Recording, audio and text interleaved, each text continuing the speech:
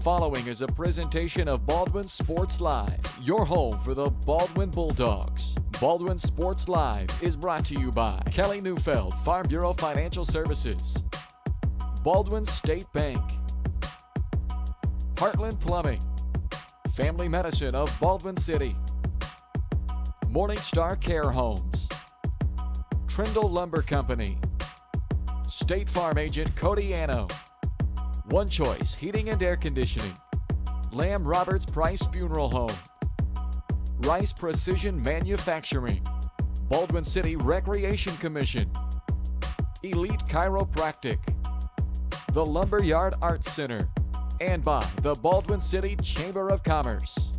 This is Baldwin Sports Live.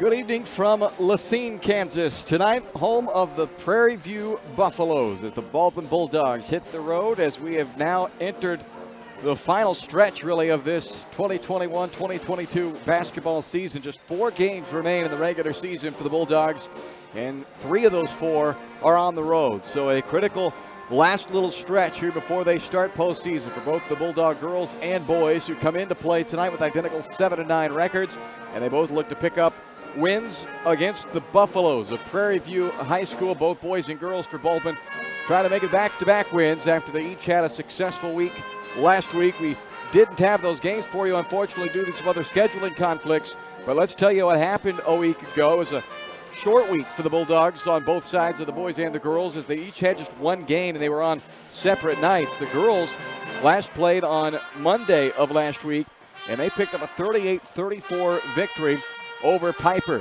A big win for Baldwin on the heels of a near upset of number 3 Eudora the Friday before. Carly Neufeld was spectacular for Baldwin. 20 points on a career-high 6 three-pointers in the victory. She was 6 of 10 from beyond the three-point line. So Neufeld was red hot for the Bulldogs. The rest of the team, not so much. 5 of 39 for the field, 13% for the rest of the Bulldogs, but they got the win, and that's the most important thing. They picked up a 38-34 victory over Piper to snap out of a couple of back-to-back losses and get back in the win column and set up a chance here with Prairie View, Ottawa, Eudora again, and then Bonner Springs to have a nice finish to this regular season and set themselves up, hopefully, with some confidence going into the sub-state games. So Baldwin now 7-9. The opponent tonight, Prairie View, 9-7 on the year. They have lost 2 of their last 3, and they are coming off of a 55-32 loss last Friday at Burlington. It has been a huge improvement, though, overall for Prairie View this year. Last season, they finished 2-18, and they have now put up 9 wins in their first 16 games this year. They have not won 9+ games in a season since the 2015-2016 season prior to this year. So it has been a very good year for the Prairie View Buffaloes so far, and they are hoping that they can keep that going tonight with what would be a big victory for them against Baldwin. They have not defeated the Bulldogs in their last 5 tries, and all 5 of those wins for Baldwin over Prairie View since 2016 have come by 20+ points, including a 50-point win last year for Baldwin. The Bulldogs winning this head-to-head matchup a year ago, 73-23. So this will be a huge win for Prairie View if they're able to pull it off. But of course, Baldwin is hoping that that's not a storyline come night's in. They are looking for a back-to-back victory, something that's been hard to come by this year for Baldwin. They've only succeeded in winning back-to-back games on one other occasion this year. That was back in mid-January with back-to-back wins over Lewisburg and Wellsville. The only time this year they've been able to string together victories. So that's something they're hoping to do tonight as they take on the 9-7 Prairie View Buffaloes. Coming up later tonight in the nightcap, game 2 of the doubleheader, it's Baldwin and Prairie View on the boys' side. Both teams sport identical 7-9 records. Both teams have pretty much taken an identical path to get those 7-9 records. And we'll see if that matchup will provide another close game, as both the boys for Prairie View and Baldwin have played a ton of close games this season, and perhaps another one in store in the second game of our doubleheader tonight. But first things first, the girls' game, and we are less than 10 minutes away from tip-off in this one. We'll take a look at a few of the matchups and some more notes on the Baldwin girls' victory over Piper in their last outing this past Monday. That's coming up next here on the Baldwin Sports Live pregame show. as Baldwin is on the road in Lacine, Kansas tonight to take on the Prairie View Buffaloes on Baldwin Sports Live.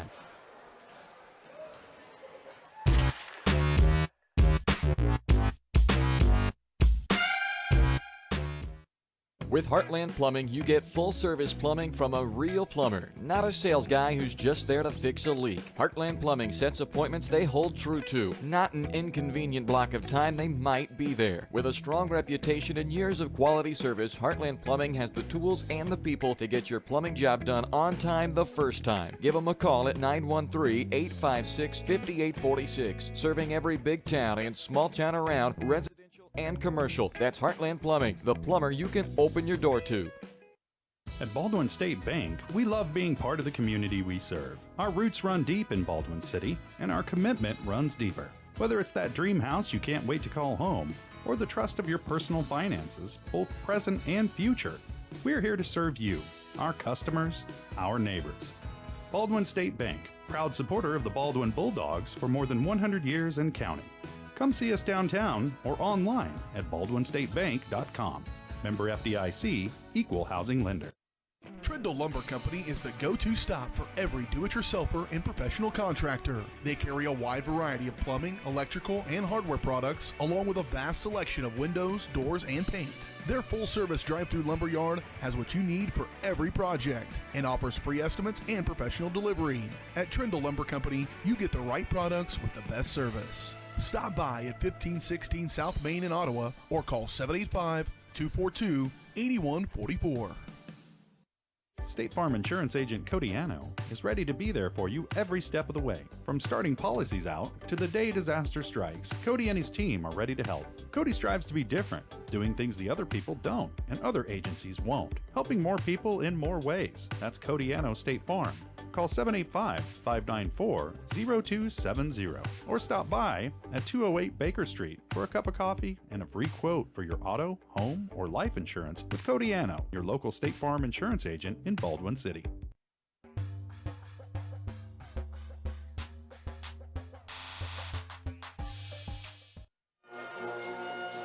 Welcome back inside Prairie View High School along with Ryan Hilmer. I'm Bryce Kessler.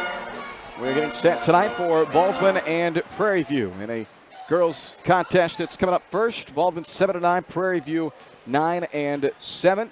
And for Baldwin, as we take a look at this matchup, the honest answer to the scouting report for Prairie View is we don't really know. This is a team that we don't have a lot of intel on, so we're going to kind of all find out together what the Bulldogs are up against here tonight. But the one thing we can look at is some of the common opponents these two teams have faced this year. They have three different common opponents. Wellsville, who they have both defeated this year, and both have done it quite handily on a year that has been a bit of a down year for Wellsville girls. They've also played a common opponent in Anderson County. They both picked up victories over Anderson County. For Prairie View, it was a bit of a struggle. That came back on January 11th, a 31-22 victory, a low-scoring affair, but Prairie View did pick up that victory. Baldwin, of course, if you remember way back to the second game of the year, back on December 7th, Baldwin and Anderson County played in Baldwin, and that was the Bulldogs' first win of the year as they rolled to victory 50-19 that night. And then they've also played Burlington this year, the two teams, a common opponent there. Baldwin losing a close game in Burlington. That was the next game after that Anderson County win. Third game of the year for the Bulldogs. They fell 49-45 on the road at Burlington. Prairie View has twice lost to Burlington this year, once by 8, and that was back on January 25th at home. And then just more recently on February 11th at Burlington, they got beat 55-32 in what was just their last game before coming into action tonight. So common opponents don't always tell the full story. There's a lot of variables that go into any given matchup, Ryan, so you don't know necessarily somebody might have been out in a matchup, this and that. Ball just one of those nights not going in, whatever the case may be. But looking at the common opponents, Baldwin would seem to be a team that this matchup favors here tonight. And I think, as we've talked about plenty with them this year, if they can get their defense to create some offense for them, that'll go a long way. And looking at the offense for Prairie View this year, a team that's only averaging 37 points per game. This is not a juggernaut offensively, so perhaps a chance for Baldwin to take advantage of that with their pressure defense tonight. Yeah, absolutely. First of all, it's good to be back here after a week off. Good to be bringing some more high school basketball here. But, yeah, absolutely the defense is going to be the number one key tonight for the Bulldogs. Like you said, we don't know a whole lot about Prairie View offensively, but not an offensive juggernaut like you mentioned. So getting some steals and getting out on the break offensively will be a big key, and just kind of keeping that momentum going from that Piper game. It's good to be coming off a win, especially Carly Neufeld had 20 points on 6 of 11 shooting in that last game. So it'd be good to see if Carly can keep that momentum going tonight, and hopefully the girls will get a little better free throw shooting. They're only 7 of 13 in that last game free throw shooting, 54% on the year, and that's really been a factor that I've kind of pulled out that they need to improve on if they want to consistently get better. But if they stay aggressive tonight, get some shots down, get to that free throw line, knock some shots down, then it should be a fun night tonight. Baldwin had 22 steals last year when these two teams played. And again, personnel different for both teams from a year ago. And there's a lot of improvement this year from Prairie View, from the team that won just 2 games a season ago. But last year, 22 steals in what ended up being a 50-point win for Baldwin. So I think Bob Martin would like to see that recipe duplicated tonight, this time on the road. And they're going to have to get used to playing on the road here down the stretch. 3 of their final 4 on the road. And then postseason-wise, as it looks right now, Baldwin most certainly will be going on the road there as well to open up sub-state play. So a team that's won 3 games on the road this year, but they're going to have to get accustomed to playing on the road here and kind of take a liking to it, which I don't know. As a high school athlete, both of us, I kind of like going on the road, playing in another person's home. They get their crowds going, and it kind of dampen the mood for somebody else. So perhaps Baldwin could kind of take on that persona here down the stretch with winnable games against Prairie View and Ottawa and Bonner Springs. And then who knows what holds in the postseason. And, of course, a rematch with Eudora, which on paper you'd say, oh, Eudora, big favorite. But we just saw them a little more than a week ago in a 2-point game that Baldwin has an argument that maybe they had some things kind of rob them in the end of that one. So a nice little setup here to end the season for Baldwin. Oh, yeah, I'd agree with you on that. I enjoyed playing on the road. I felt like it gave you a little more time to focus in on the game and on the bus ride there, and get you focused in on everything and get you to play well. So we'll see how it goes. But, yeah, this is the exciting time of the year coming down to the end of it. Got 4 games left, and this is the time where you want to start getting hot as a shooter and start really feeling your rhythm as a team. So hopefully Baldwin can keep that going tonight and have a fun one. Take a quick timeout. More to come here as we get you set for Baldwin and Prairie View coming up on Baldwin Sports Live.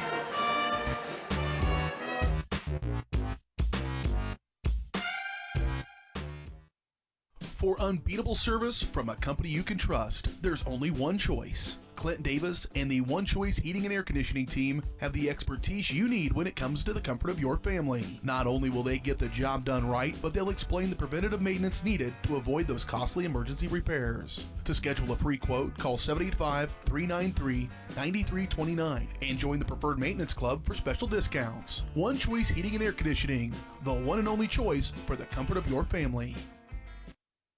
Kelly Neufeld and his team at Farm Bureau Financial Services are there to help you protect what matters most in your life. From insurance plans customized to fit everything you need covered, to comprehensive financial planning to help you achieve your goals both present and future. Kelly works uniquely with you face-to-face to gain confidence in your financial well-being. Call 785-594-1055 to set up a meeting with Kelly Neufeld at Farm Bureau Financial Services in Baldwin City. It's your future. Let's protect it.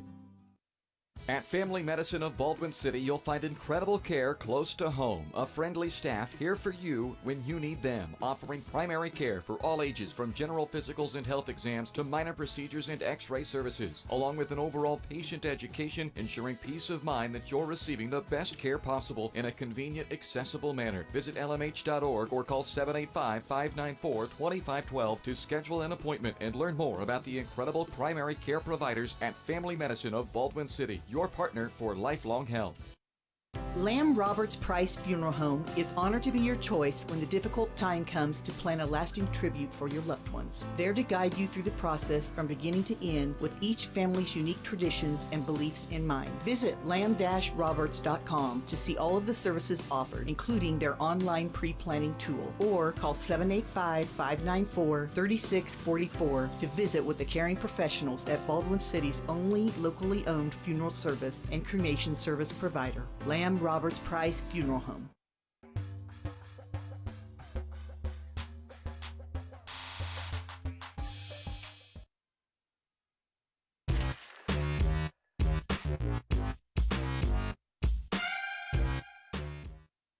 Morningstar Care Homes is looking for the next members of their team of compassionate caregivers. If you're a certified nurse's aide or medication aide or interested in becoming certified with company reimbursement, apply today and join the locally owned care team at Morningstar Care Homes, offering paid leave, health, dental, and vision insurance and a low 5-to-1 patient to caregiver ratio. Apply online at morningstarcarehomes.com/careers or call 785-594-2603. Positions available in Baldwin City, Ottawa, Fredonia, and Neodesha.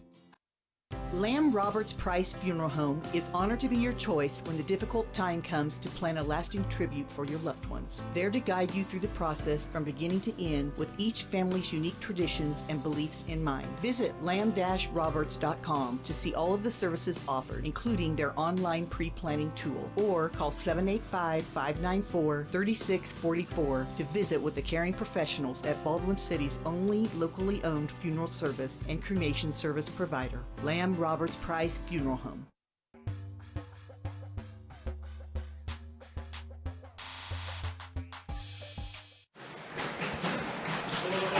Welcome back inside Prairie View High School in Lacine, Kansas tonight as we are getting set for Baldwin and Prairie View. Starting lineups being announced here. We'll take a look at them as well for the Baldwin Bulldogs tonight.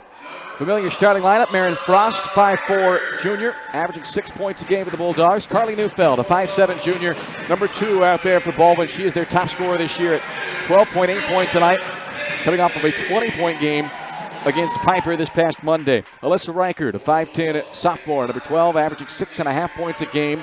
Isabel Harvey is a 5'9" senior who's averaging 3 points and a team best 5 rebounds a game. And Riley Smith, number 22 for the Bulldogs, a 5'8" senior, averaging 12.5 points and a team best 2.5 assists per game for Baldwin. Their head coach is Bob Martin. He is assisted by Eric Toot and Kara Lee. For the home squad, the Prairie View Buffaloes starting lineup tonight, a 5'10" junior. Number 13 is Maddie Baker. A 5'7" junior. Number 20 is Addison Bloodgood. A 5'8" senior. Number 22, Julia Paisley. A 5'6" freshman, number 23, Callie Stroup, and a 5'3" senior, number 31, Braxton Stainbrook. And the head coach of the Buffaloes is Casey Conda, assisted by Scott Bauer and Eric Ellett. Time now for tonight's opening tip-off.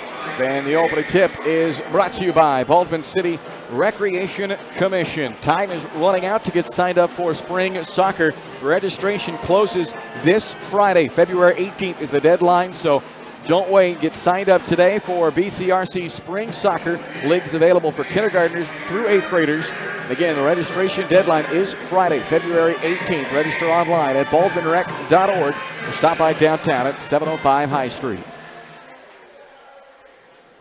Along with Ryan Hilmer, I'm Bryce Kessler. We're glad you're with us here tonight on Baldwin Sports Live as this ball is tossed to the air and we are underway here this evening.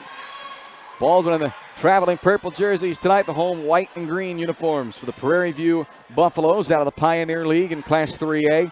Baldwin, of course, from the Frontier League in Class 4A. Ball into the paint and intercepted by Harvey. So the Baldwin defense, who is hoping that they can turn a lot of turnovers into points just like that. Isabel Harvey gets the first 2 on the board for Baldwin on the assist by Neufeld. And the Bulldogs take the early 2-0 lead on the game's opening possession each way.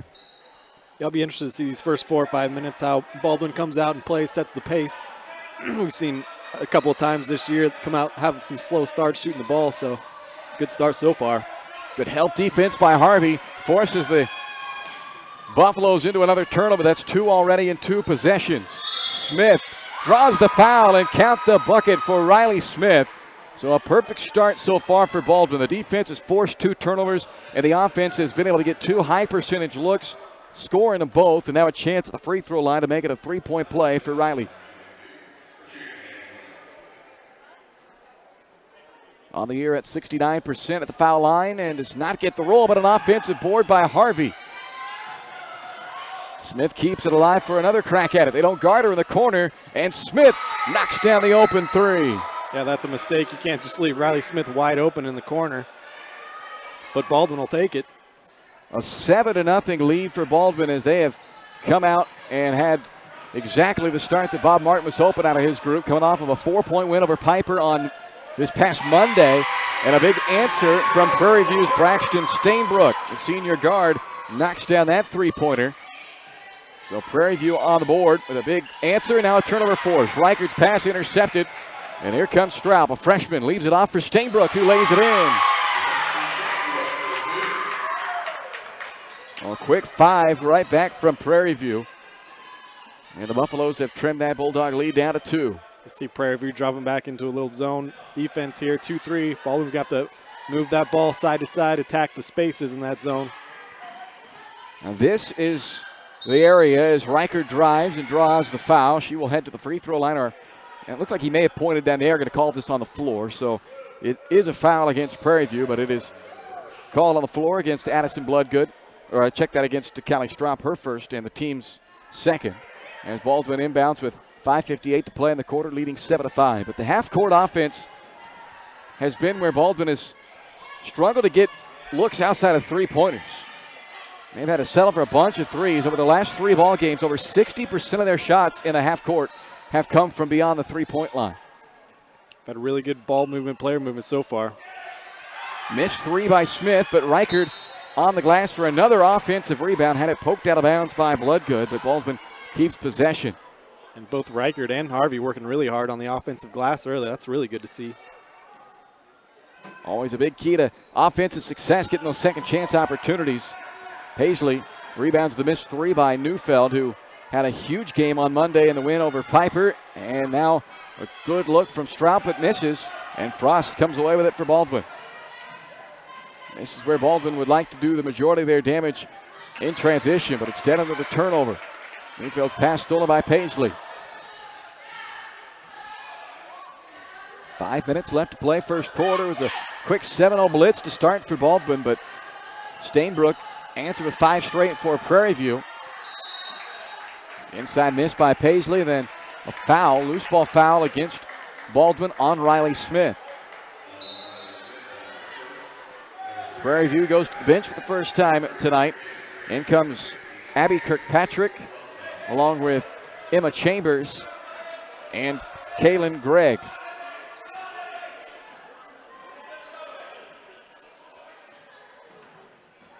Two-point Baldwin lead. Top of the key with Bloodgood. Matched up with Izzy Harvey.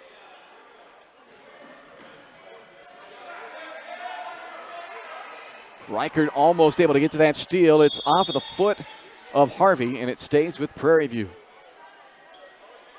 Really good on-ball defense being shown by the Bulldogs here. This possession defensively. Prairie View trying to attack the basket on that dribble penetration, but not finding anything. Prairie View averages 37 points per game. They only give up 33, though, so that's why they're able to still be 9-7 despite only scoring 37 points a night. Their defense has been very good this year, and now a 3-point attempt from Kirkpatrick is short. Neufeld has it and quickly brings it the other way. Finds Smith backside. Back up top it comes to Reichert. Too strong with a 3-point try. Kirkpatrick clears for Prairie View.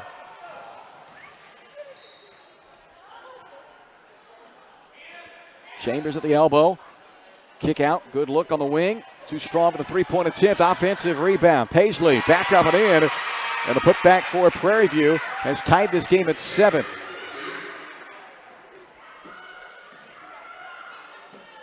Neufeld again, trying to find the range after knocking down a career-high 6 threes in the win over Piper. 0 for 2 to start this one. Paisley cut off by Reichert. 3.5 to go first quarter. A 7-0 run to open by Baldwin, a 7-0 run to answer by Prairie View. Chambers working for the right block, cannot finish over Reichert. Harvey the rebound. Smith with a kick out. Neufeld passed up that opportunity. Now Harvey hit on the arm as she goes up from about 6 feet out. And Isabel Harvey heads to the foul line for Baldwin. Kind of get the sense early that the Buffaloes aren't just going to be a pushover. Been back and forth here early in this first quarter. Been pretty evenly matched. First foul on Julia Paisley. 13th foul. Baldwin has missed their first 2 attempts now at the free throw line, and Bob Martin goes to the bench for the first time, bringing Emma Kate Lang into the contest, replacing Alyssa Reichard. Lang coming off a 7-rebound game against Piper. That's a career best for the junior. Maddie Baker has returned along with Braxton Stainbrook in the Prairie View lineup. Baldwin's bench has been so good all year. Lang and Toot and Bailey Smith coming off that bench, providing some support. Foul on the drive. It's called on the floor on the Stainbrook drive. And for Baldwin, the foul is charged to Marin Frost, her first, team second. 2:55 to go in the first quarter as Carly Toot checks in now for the first time, replacing Isabel Harvey. Chambers off the inbound play, can't finish, and Lang with the rebound. Baldwin scored 7 points in 1 minute and 14 seconds to start this game, but they had gone 4 minutes without scoring until that three-pointer from Marin Frost. I like those rhythm threes, though. Now we got another steal from Frost. Nice play there. Toot misses the layup, though, and Stainbrook brings it away for Prairie View. Chambers with an awkward shot underneath. Ball loose on the baseline. Diving out of the floor, Baker, but can't keep it in play. Baldwin takes over as Callie Strupp checks back in for Prairie View. 2:20 to go in the first quarter. 10-7 Baldwin. Paisley will also return for the Buffaloes. Like I was saying, though, Baldwin can sometimes get caught just settling for a lot of threes, but some of those threes, like Frost took that last possession, kind of in transition, in rhythm, I don't mind it. It's actually a better shot than you think, even though it's early in the possession. It's a great shot if it goes in, right? Yeah, absolutely. Skip to Toot on the right wing. Trying to skip it back across. Now Frost kick out to Smith. Three-pointer just off the mark. Gregg the rebound for Prairie View. 3-point Baldwin lead. Paisley goes on the attack and got bumped a little bit by Lang. Emma Kate picks up her first personal foul and a 13th foul. 3 both ways now with 1:50 to go, first quarter. Just so much fun watching the help defenders. Every time somebody tries to penetrate towards the basket, they rotate over so quickly and help out. It's very good defense. Tough shot for Straub. And Stainbrook on the backside and ends up on the floor. What are they going to call? Hold, it looks like. Well, Toot picks up her first. 14th foul, 1:42 to go in the quarter. Alternating 7-0 runs to start this game. A 3-pointer now by Marin Frost, the difference on the scoreboard.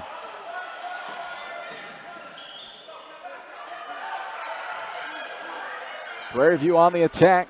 Left to Paisley. Knocked free by Toot. Frost dives down on the floor. And it's out of bounds off of Prairie View. Another nice hustle play there by Baldwin. Forces a Buffalo turnover. Gets it back to the Bulldogs with 90 seconds to go in the quarter. Isabel Harvey returns. It seems like every single time there's a loose ball, you see somebody in purple on the floor getting after it. I love to see that. Reichard also checks back in for Baldwin.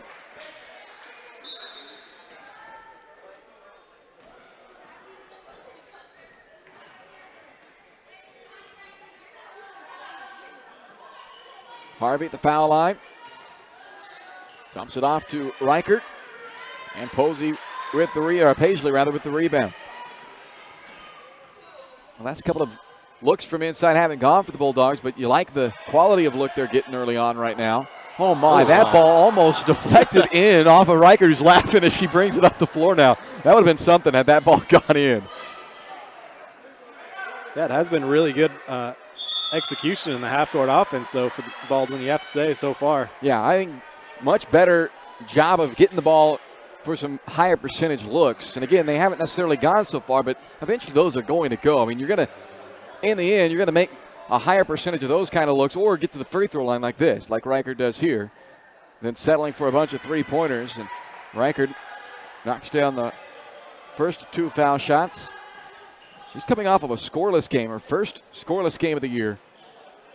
In that game against Piper, again, they won, so a lot easier to absorb the scoreless night on a win. Harvey with another offensive rebound keeps the possession alive. And let's make it a third chance opportunity for Baldwin. Reichard from the corner, off the side of the glass, but Harvey again, and this time is fouled. Already 4 boards for Isabel Harvey, and 3 of those 4 have been offensive rebounds. Yeah, that's incredible. Offensive rebounding is one of the hardest things to do in basketball, and Isabel Harvey's getting after it tonight. Second foul on Strout. 15 foul against Prairie View. Harvey good on the first foul shot. 1 more to come.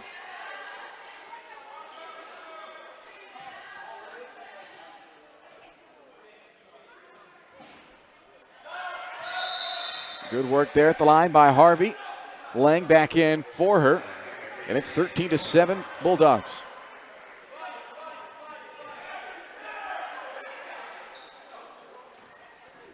Under 40 seconds to go in the period.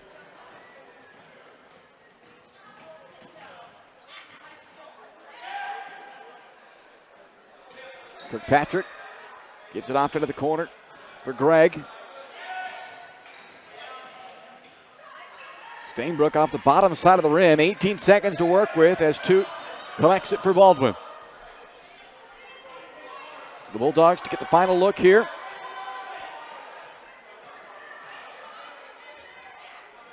Five seconds. Down to 2. Somebody has to get it up. Reichard needs to shoot it. And they don't get the shot off. So, in what has been a pretty good execution of the half court, not so much there in that final possession, but Baldwin will take a 6-point lead into the second quarter. You're watching Bulldog basketball on Baldwin Sports Live.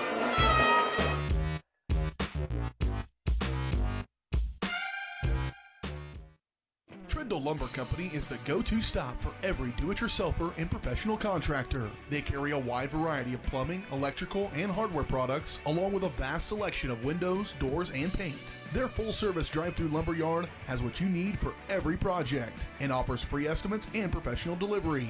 At Trindle Lumber Company, you get the right products with the best service. Stop by at 1516 South Main in Ottawa or call 785-242-8144. State Farm Insurance Agent Cody Anno is ready to be there for you every step of the way. From starting policies out to the day disaster strikes, Cody and his team are ready to help. Cody strives to be different, doing things the other people don't and other agencies won't, helping more people in more ways. That's Cody Anno State Farm. Call 785-594-0270 or stop by at 208 Baker Street for a cup of coffee and a free quote for your auto, home, or life insurance with Cody Anno, your local State Farm insurance agent in Baldwin City.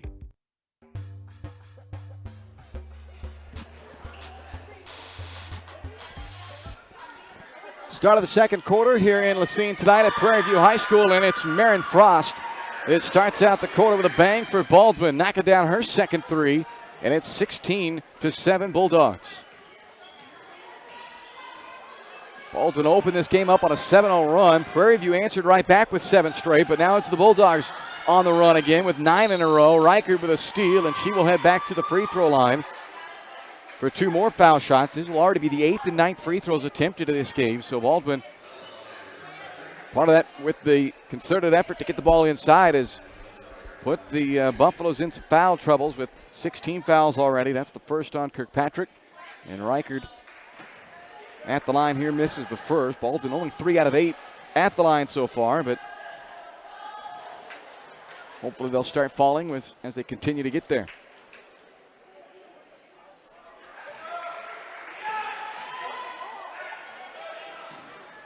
Double-digit lead for the first time for Baldwin.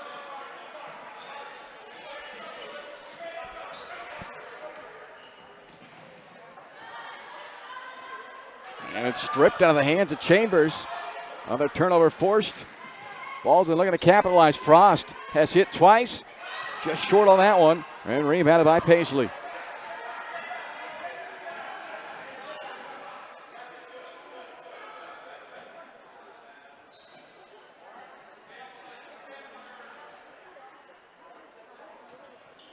Baldwin's been tough down on this end. It was just one quick spurt from Prairie View is all the success they've had down here. Chambers back out top. Stainbrook swings it around to Kirkpatrick. Trying to go underneath to Chambers, but she had Double coverage on her. Toot behind her. Lang in front. And Lang knocked it out of bounds. Prairie View substitution. In comes Bloodgood and Strout. Baldwin makes a change as well as Neufeld and Harvey return, and also in for the first time, sophomore guard Bailey Smith.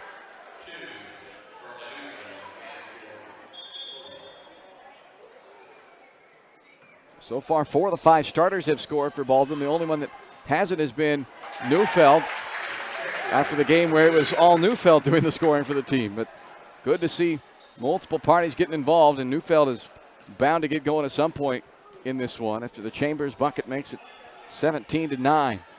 Harvey into traffic, lost it, and Baldwin turns it over. Travel is called on the gather by Strout, gives it right back to Baldwin. Yeah, and I'd say if you'd ask Carly right now if she could have 0 points and be up 8 points in the game, then she would be okay with that. So, like you said, she's going to get it going, though. It's good to see everybody else contributing tonight.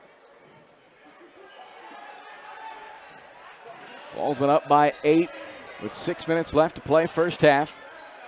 Neufeld enters it inside the Lang. Out to Smith. Around to Riley Smith. Has Neufeld in the corner. Finds her, and Carly off the heel on the three-point attempt. Out of bounds, and it looks like it's staying with Baldwin. Another example of some really good ball movement, good execution there, zone offense. Getting Carly a wide open 3 in the corner, just couldn't drop. Reichard back on for Baldwin. They go right into her on the inbound play. Rebounded by Bloodgood.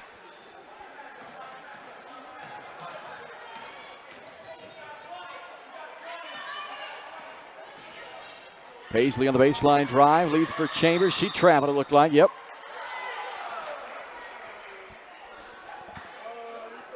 .536 to go in the first half. 17-9, Baldwin trying for back-to-back wins for the second time only this year.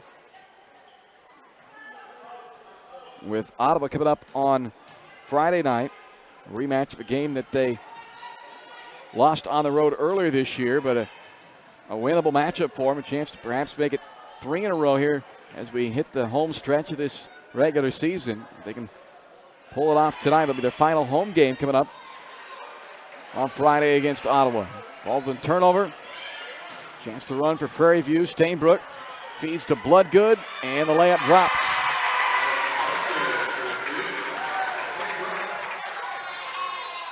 (17-11) with under 5 to go in the half. Another foul on Prairie View. This will put Riley Smith at the free throw line as they're over the limit now with their 17th foul. Now it kind of bailed out Smith a little bit. She drove it down into that short corner and got trapped. Was in a little bit of trouble. They call it on Chambers. A 1-and-1 for Smith. 0 for 1 in the game at the line. 5 points, 1 assist so far for Riley in this game. And misses the front end of the 1-and-1, but Isabel Harvey doing what she's done best tonight. That's gather offensive rebounds. 4 offensive boards already. Neufeld, good look from the top of the key. Gets it back on the long rebound. Yeah, Baldwin been really good offensive rebounding off missed free throws. So I guess if you're not going to make the free throws, get the rebound. Harvey called for a travel after going up for the shot. Kind of had it pinned against the defender and came back down with it. So tough break there. Marin Frost comes back on for Baldwin. He's been a big contributor early on with a couple of three-pointers. Baldwin leads 17-11 with 4:28 to go in the first half. Harvey called for the foul. 15th foul, first personal for Harvey.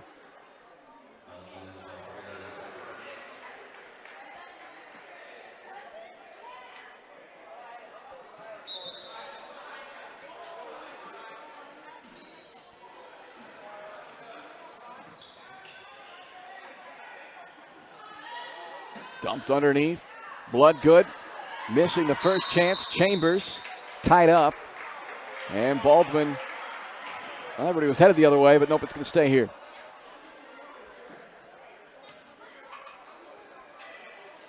.413 to go in the half. Baldwin by 6. They've led by as many as 10.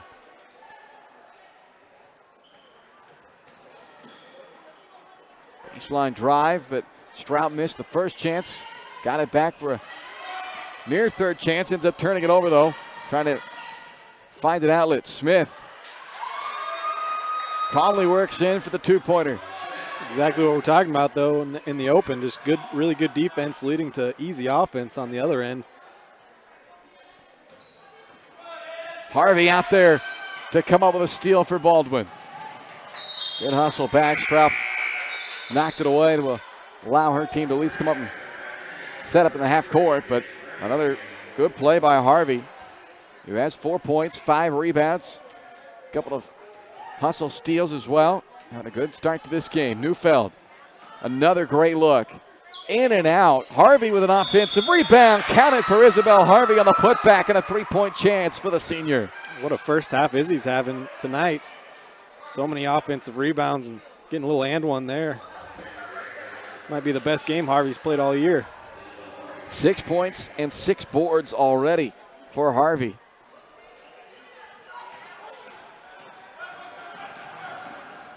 Baldwin with a 10-point lead. 3.5 minutes to go until halftime. Chambers, 2 tries at it, and Emma Chambers takes advantage of the second chance. 21-13.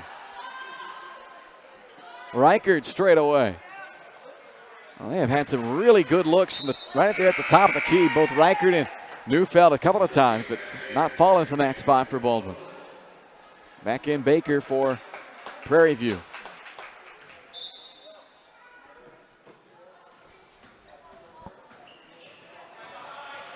A little more than 3 to go in the half. Baldwin would love to push this lead up into a double-digit lead by halftime, and there's Harvey with another steal. Coast to coast after the steal, and on the left side, Isabel Harvey lays it in to make it 23-13 Baldwin. Harvey's just trying to do everything tonight. What a half for Isabel Harvey, and Baldwin leading 23-13 with 2:47 to go in the half, and a timeout taken by Prairie View. We're back in a moment. You're watching Bulldog basketball on Baldwin Sports Live.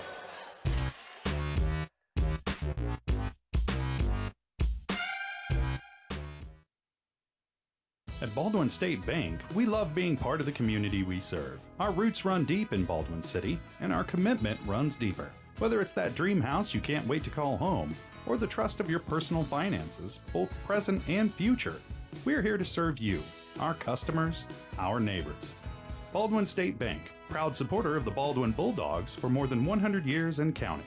Come see us downtown or online at baldwinstatebank.com. Member FDIC, Equal Housing Lender.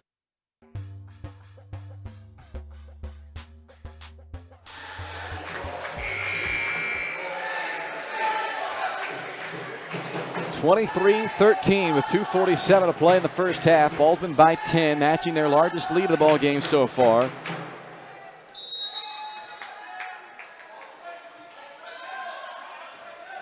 On the road, where the Bulldogs are 3-4 this year. Prairie View here at home, 3-2 on the season. A 9-win campaign so far for Prairie View, a year after winning just 2 games. Three-pointers missed. Smith the rebound and a chance to quickly take it the other way. Nobody's guarding her, so she fires up a 3. Not there for her. Baker the rebound for Prairie View.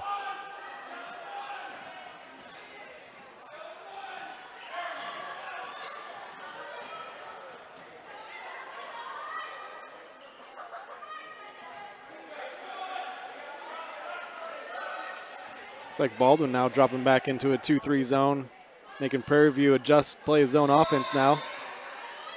Frost, quick hands, able to reach in there, knock it free from Kirkpatrick.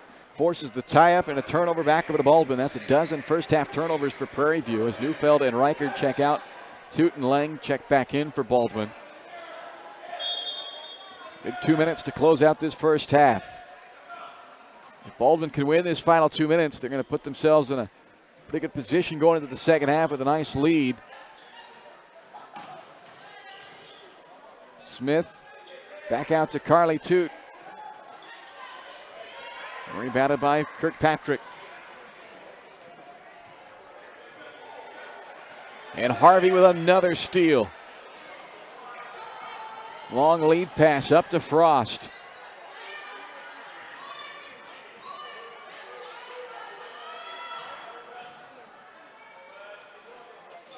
Inside they go to Harvey, who's had a huge first half. Unable to finish that time. Baker forced to miss. Grabbed the rebound as well. 1:10 left in the half. Lang with the board. Long outlet to Smith. Riley, nice hesitation to try to get around Stainbrook, but the help defender Bloodgood comes over and helped knock it free and then thrown out of bounds. Good recovery there by Prairie View, taking away what looked like maybe an opportunity to score for Baldwin, but the Bulldog lead remains 10 with 58 seconds to play in the half.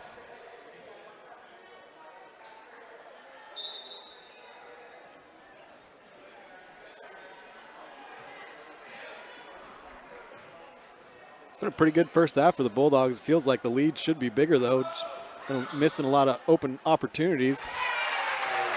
And we'll need 2 points less now as Straub scores that one with 44 seconds left in the half. And a turnover. Stainbrook on the run out. Lays it in. Just as I say that, 2 straight possessions with turnovers. That's the live ball turnover that we talk about. Kills you. Just gives up a layup. Lang has it knocked away. They say it's off of Lang, and another Baldwin turnover. So 3 turnovers here in this final 90 seconds. The first 2 have resulted in buckets for Prairie View. I mentioned a big final 2 minutes with where that score was at a 10-point margin, and no question it's been won by Prairie View in this last 2 minutes.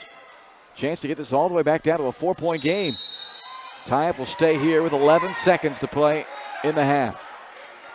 Farm Bureau Financial Services halftime show is coming up in just moments. Paisley stumbled on the catch. They're going to call 2 for a push. Good news is that's only 6 on Baldwin, so it won't put Prairie View at the free throw line yet. That right there, that's the benefit of just playing good, hard defense without fouling the whole first half.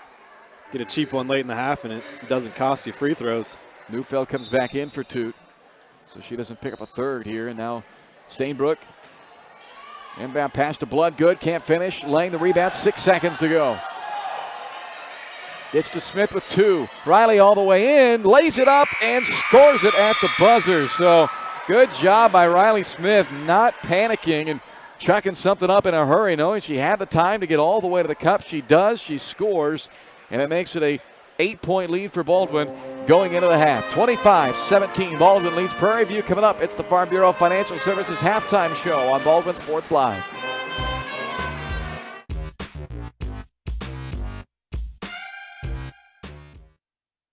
Kelly Neufeld and his team at Farm Bureau Financial Services are there to help you protect what matters most in your life. From insurance plans customized to fit everything you need covered to comprehensive financial planning to help you achieve your goals both present and future. Kelly works uniquely with you face to face to gain confidence in your financial well-being. Call 785-594-1055 to set up a meeting with Kelly Neufeld at Farm Bureau Financial Services in Baldwin City. It's your future. Let's protect it. With Heartland Plumbing, you get full-service plumbing from a real plumber, not a sales guy who's just there to fix a leak. Heartland Plumbing sets appointments they hold true to, not an inconvenient block of time they might be there. With a strong reputation and years of quality service, Heartland Plumbing has the tools and the people to get your plumbing job done on time the first time. Give them a call at 913-856-5846, serving every big town and small town around, residential and commercial. That's Heartland Plumbing, the plumber you can open your door to. Trindle Lumber Company is the go-to stop for every do-it-yourselfer and professional contractor. They carry a wide variety of plumbing, electrical, and hardware products, along with a vast selection of windows, doors, and paint. Their full-service drive-through lumber yard has what you need for every project and offers free estimates and professional delivery. At Trindle Lumber Company, you get the right products with the best service. Stop by at 1516 South Main in Ottawa or call 785-242-8144. When choosing a bank, wouldn't you prefer doing business with a local institution with years of commitment to our community? That's Baldwin State Bank. For more than 100 years, we've been providing products and services specifically tailored to our friends in Baldwin City. Whether it's a free checking account, savings for retirement, or your next loan, we'll be here. Because our roots are here. Baldwin State Bank, proud supporter of the Baldwin Bulldogs. Come see us downtown or online at baldwinstatebank.com. Member FDIC, Equal Housing Lender.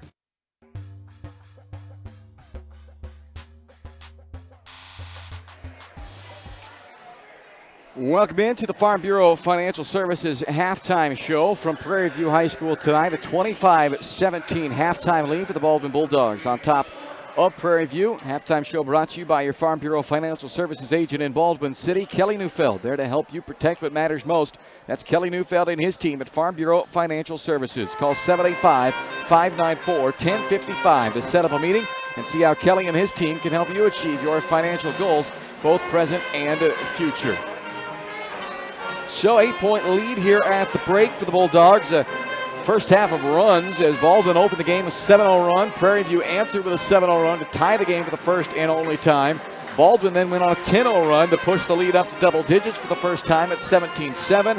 Prairie View trimmed it back down to 6 before Baldwin will once again push it up to 10 at 23-13. And then in the final couple of minutes, Prairie View made one more small push to get it back down to 6 before the late bucket by Riley Smith makes it an 8-point margin here at the break, 25-17. So overall, the half court, the looks the Baldwin were getting pretty good in that first half. Ryan didn't get as many to fall as they would like, but you got to like the fact that the type of looks they were able to get offensively should bear some fruit as this game goes on into the second half. Oh, absolutely. I'd say altogether, you got to be really happy with the overall execution of that first half, both offensively and defensively, but especially on the defensive end, I was really impressed. I've been impressed all year with these Bulldogs defensively and how well they move their feet and just help each other out, rotating over, helping each other. And I thought Reichert did a really good job helping out. And then Neufeld obviously didn't score that first half, but I thought she played really hard defensively,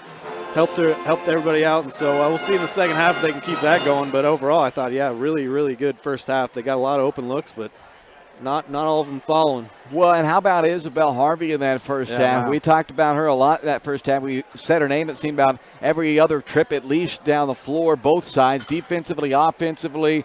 6 rebounds, 8 points in that first half. Leads the team in both those categories. In fact, leads both teams in both of those categories. Huge first half from Harvey, and a big reason why the Bulldogs lead by 8 here at the break. Oh, yeah. I mean, Isabel, this is probably the best game I've seen her play, but these last 3 or 4 games, she has been really coming on strong, bringing a lot of energy. I love the energy she brings.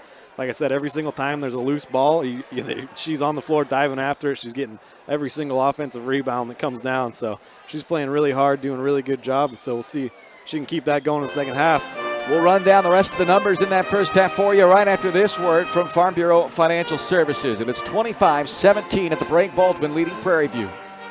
Kelly Neufeld and his team at Farm Bureau Financial Services are there to help you protect what matters most in your life. From insurance plans customized to fit everything you need covered to comprehensive financial planning to help you achieve your goals both present and future. Kelly works uniquely with you face-to-face to gain confidence in your financial well-being. Call 785-594-1055 to set up a meeting with Kelly Neufeld at Farm Bureau Financial Services in Baldwin City. It's your future. Let's protect it.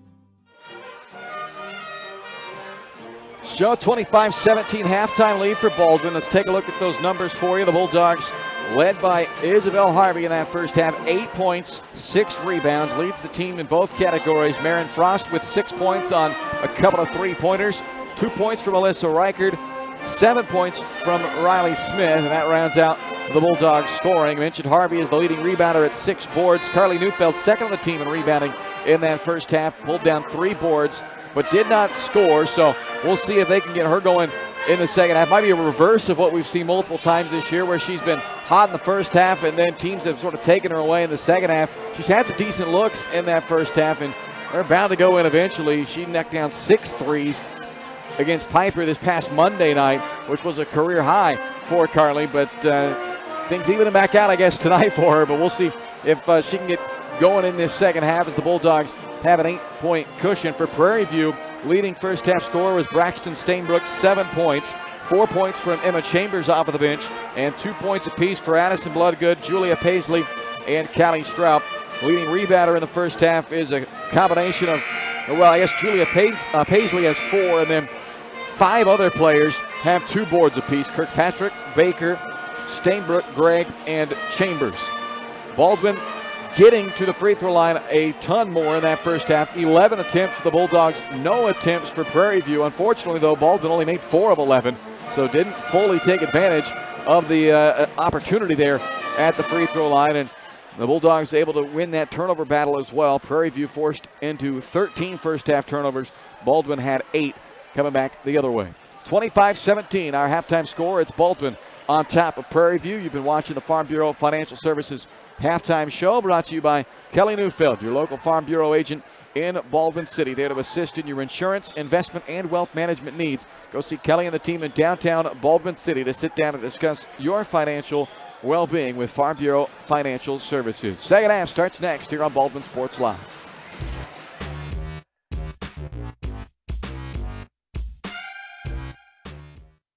At Family Medicine of Baldwin City, you'll find incredible care close to home. A friendly staff here for you when you need them, offering primary care for all ages, from general physicals and health exams to minor procedures and x-ray services, along with an overall patient education, ensuring peace of mind that you're receiving the best care possible in a convenient, accessible manner. Visit lmh.org or call 785-594-2512 to schedule an appointment and learn more about the incredible primary care providers at Family Medicine of Baldwin City, your partner for lifelong health.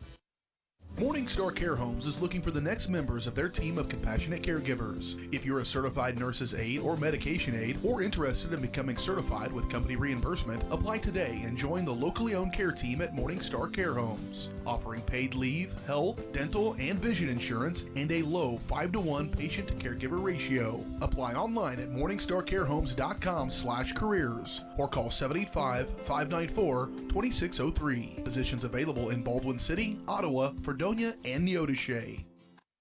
Lamb Roberts Price Funeral Home is honored to be your choice when the difficult time comes to plan a lasting tribute for your loved ones. There to guide you through the process from beginning to end with each family's unique traditions and beliefs in mind. Visit lamb-roberts.com to see all of the services offered, including their online pre-planning tool, or call 785-594-3644 to visit with the caring professionals at Baldwin City's only locally owned funeral service and cremation service provider, Lamb Roberts Price Funeral Home.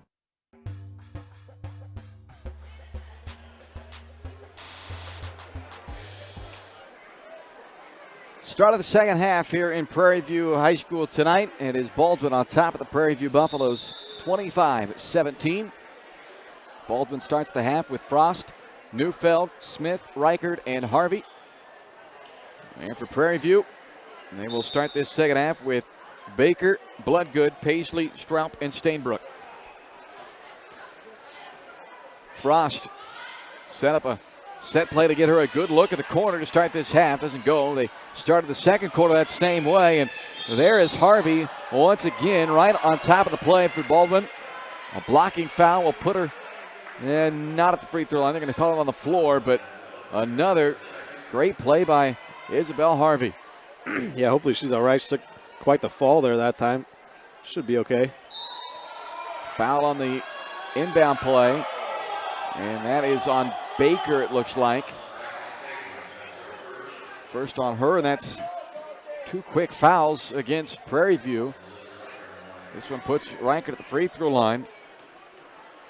Baldwin has not had any issue getting to the line, but they're going to have to start converting on these opportunities. They're now just 4 out of 12 at the line. I'd say 3 or 4 of those misses, though. Harvey's came down with an offensive rebound. So watch out for that. And on cue, there's Harvey with the offensive board. And give her an assist as she kicks it out to Marin Frost for the 3. Marin Frost playing really well. She's made a couple threes tonight, too. 9 points on 3 triples for Frost, set up by yet another Harvey rebound. And now a turnover force as Smith steps in front for the steal. Up to Frost. Attacks the basket and draws another foul on Prairie View, this one on Paisley.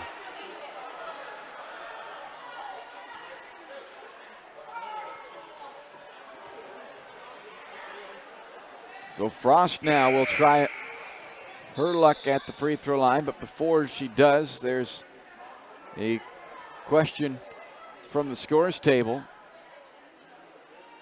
Might be questioning who they called the foul on. They charged it to Stainbrook.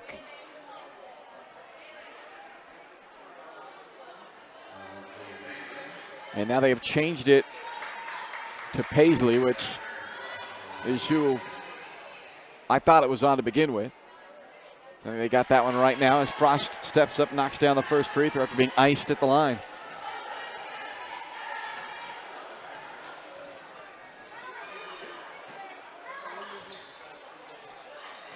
A 10-point game from Marin Frost tonight. Baldwin leads by a dozen. Stainbrook missed the three. Tie up between her and Smith. And it keeps it with Prairie View. 12-point lead right now, the largest of the game for the Bulldogs. Nice response to start this second half after Prairie View made a little push to close out the first half. And now the Buffaloes turn it over for the 15th time. It's just really good defense once again. Baldwin never gives up anything easy. They just compete for every single pass, every single dribble, everything. Timeout taken by Prairie View. We'll keep it right here with 7:06 left to go in the third quarter. A strong start to the second half has Baldwin up 29-17. Bulldog fans, if you're looking for your next career opportunity in Baldwin City, give Rice Precision Manufacturing a look. They specialize in CNC machining and fabrication of parts, components, and assemblies for a wide range of industries. Always looking to add to their great team. Actively looking to fill positions for skilled CNC machinists and CNC operators. Excellent pay, competitive benefit packages, a climate-controlled work environment, and a friendly support staff dedicated to the betterment of their employees. Contact jobs@riceprecision.com to set up an interview. 7 minutes to go, third quarter. Baldwin up by a dozen. And an illegal screen. Maybe the first thing tonight that is gone in the negative column for Izzy Harvey, who's had a great game tonight, but picks up a foul there on an illegal screen. It's her second in the first of the second half for Baldwin.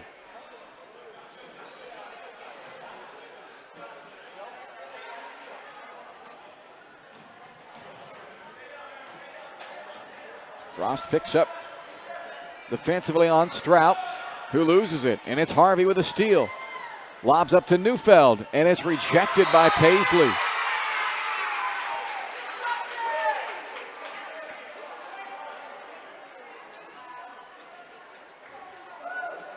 Another chance for the Bulldogs, and it's Neufeld. Short with a three. Long carom out of bounds into the Baldwin bench. Prairie View takes over with 6:38 to play in the third, down by 12. Just hasn't been Neufeld's night shooting the basketball. Luckily having a lot of help from elsewhere. Girls like Isabel Harvey stepping up. Harvey, who averages 3 a game, has 8 so far. A long way to go. Another turnover. Smith, pressure coming from behind and knocking the ball free was Bloodgood. Kirkpatrick back on for Prairie View.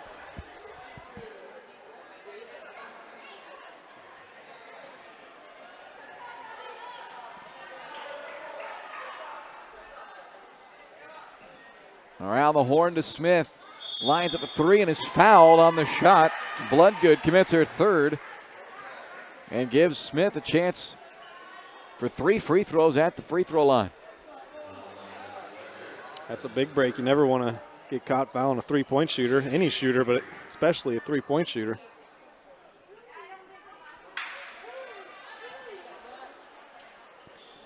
Smith has had a tough go at the line now, 0 for 3 tonight.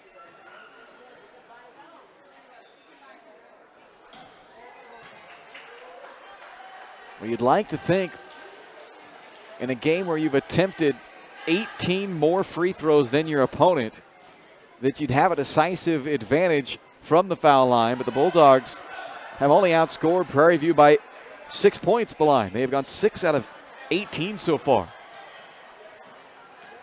Yeah, I mean, I hate to keep harping on it, but they call them free throws for a reason. You got to make them. They're easy, free.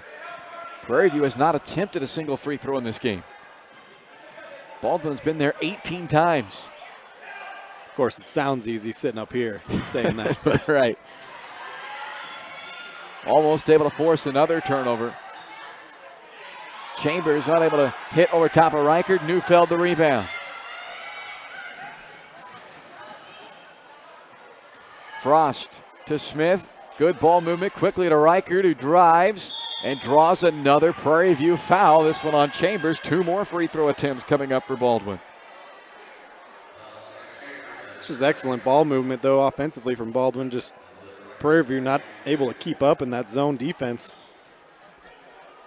Reichert 2 for 6 at the line.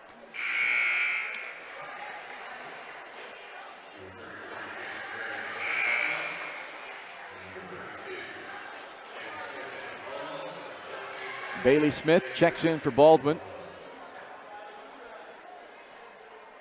Baker Kirkpatrick back in for Prairie View. This time Reichert able to hit both free throws. And Reichert checks out Emma Kate Lang back in. 5.5 to play, third quarter. Baldwin led by 8 at halftime. And they have built that up to a 15-point lead now as they have outscored Prairie View 7-0 in this second half. Wide open from the short corner there. Gray may have been better suited to take off the basket with nobody guarding her. This is the mid-range shot, and Neufeld coast to coast. Man, the Rims just do not like Carly tonight. Yeah, that's when you know it's just not really your night, when you're missing layups, things you can make in your sleep. But to her credit, on this end of the floor, the defensive Absolutely. side, she has played a very good ball game and jumps out there to force another turnover. That's 17 turnovers now for Prairie View.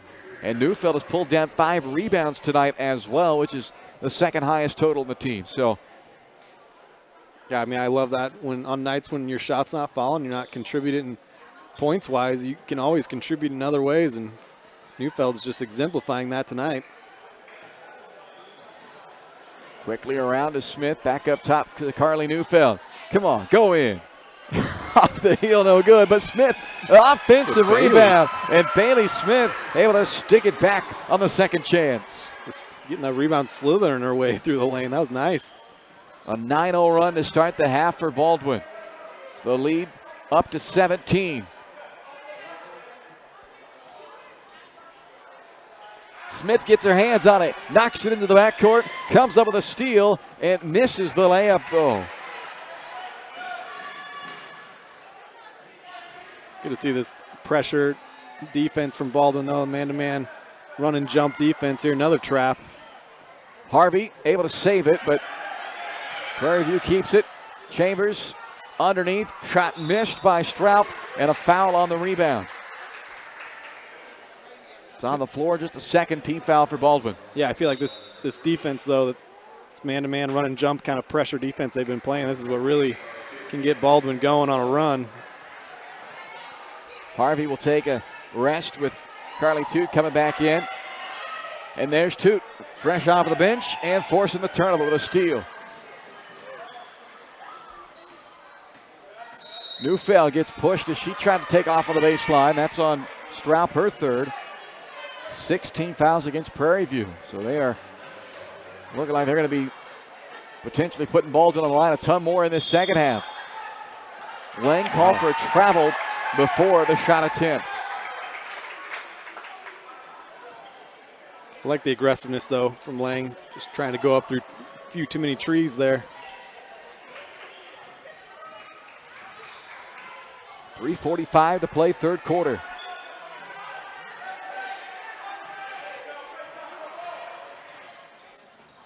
Thrown into the backcourt, attempted to save it and avoid a turnover. They end up turning it over anyway. Toot with a wide open look. Long board, Kirkpatrick able to secure it for Prairie View, up to Baker. Shot for the baseline, off the mark for Straub, out of bounds off of Lang. Addison Bloodgood back in for Prairie View. Frost and Reichert return for Baldwin. been impressive, though. This is exactly the script, if you will, of how to win a game when your shots aren't necessarily falling.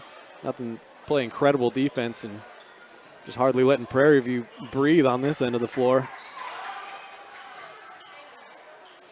The Buffaloes have still yet to score in this second half. We played 5 minutes, and they have been held off the scoreboard. Their 8-point halftime deficit has grown to 17 now. Kirkpatrick off the heel on a three-point try, and Frost has it for Baldwin. Marin stops, pops from 15, not there. Gregg the rebound for Prairie View. 2:40 to play in the third. 9-0 advantage in this third quarter for Baldwin. And that is turnover number 20 for Prairie View as Toot returns for Baldwin and Stainbrook returns for Prairie View with 2.5 to play in the third quarter.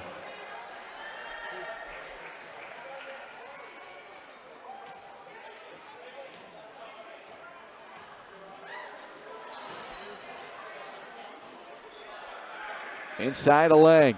Nice move with her back to the basket, able to spin baseline side around Baker and score it. That's her move right there. When she gets it and just spins real quick, she's so hard to stop. She can almost get to the bucket at will. Pushes the lead to 19 on Emma Kate Lang's first basket of the night.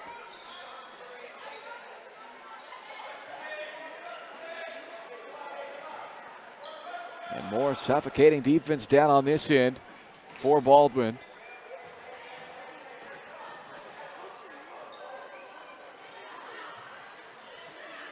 Missed shot from the short corner, but a foul on the putback try by Bloodgood. So Prairie View, for the first time tonight, will go to the free throw line. And with just how hard Baldwin's played defensively, it's incredible that haven't sent them to the line until now.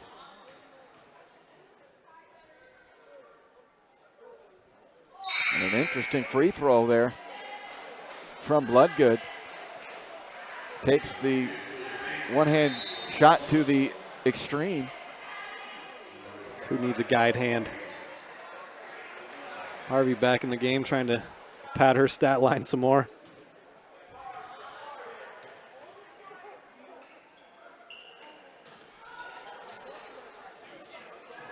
Reichard the rebound.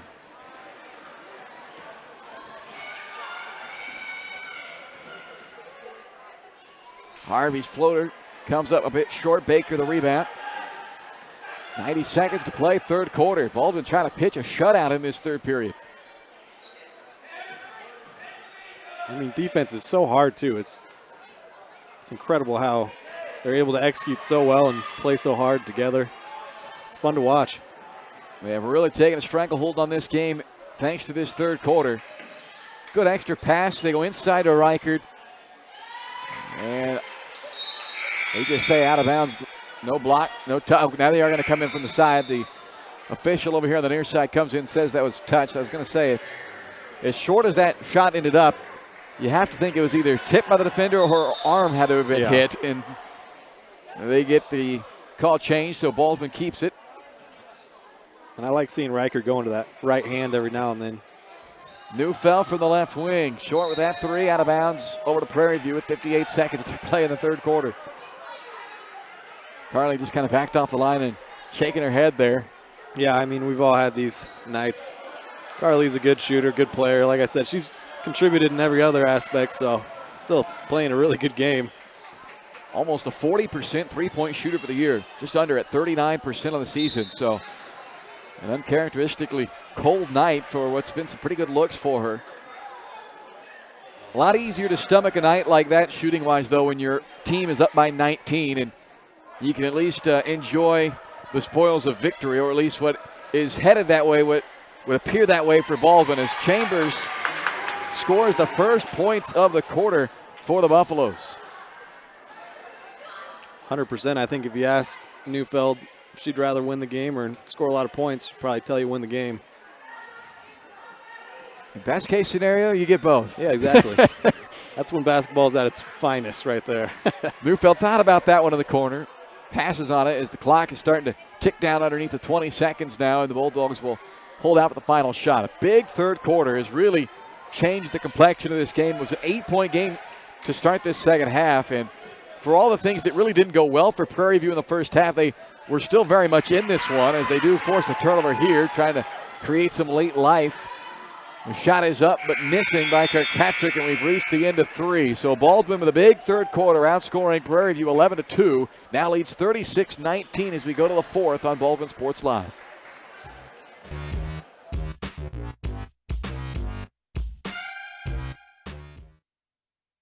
State Farm Insurance Agent Cody Anno is ready to be there for you every step of the way. From starting policies out to the day disaster strikes, Cody and his team are ready to help. Cody strives to be different, doing things the other people don't and other agencies won't, helping more people in more ways. That's Cody Anno State Farm. Call 785-594-0270 or stop by at 208 Baker Street for a cup of coffee and a free quote for your auto, home, or life insurance with Cody Anno, your local State Farm insurance agent in Baldwin City. For unbeatable service from a company you can trust, there's only one choice. Clint Davis and the One Choice Heating and Air Conditioning team have the expertise you need when it comes to the comfort of your family. Not only will they get the job done right, but they'll explain the preventative maintenance needed to avoid those costly emergency repairs. To schedule a free quote, call 785-393-9329 and join the Preferred Maintenance Club for special discounts. One Choice Heating and Air Conditioning, the one and only choice for the comfort of your family.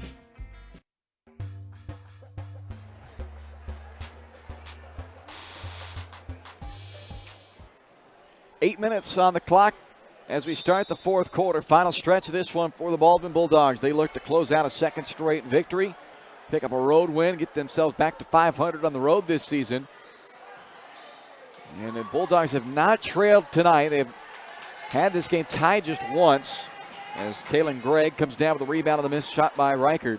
A 7-0 run to open the game for Baldwin. A 7-0 run to answer by Prairie View tied it. But Baldwin then took a lead on a Marin Frost 3, and they have not given it up since. Shooting foul here as Reichert is tagged with the personal. That's just her first as she took a pretty big shot there from Stainbrook. And Braxton Stainbrook to the line for 2 shots.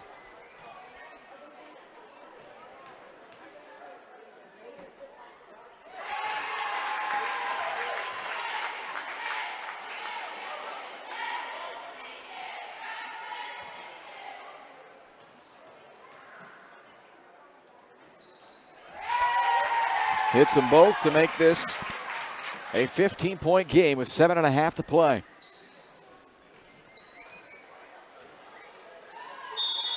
Double down on Harvey and tie her up. So turns it over back to Prairie View.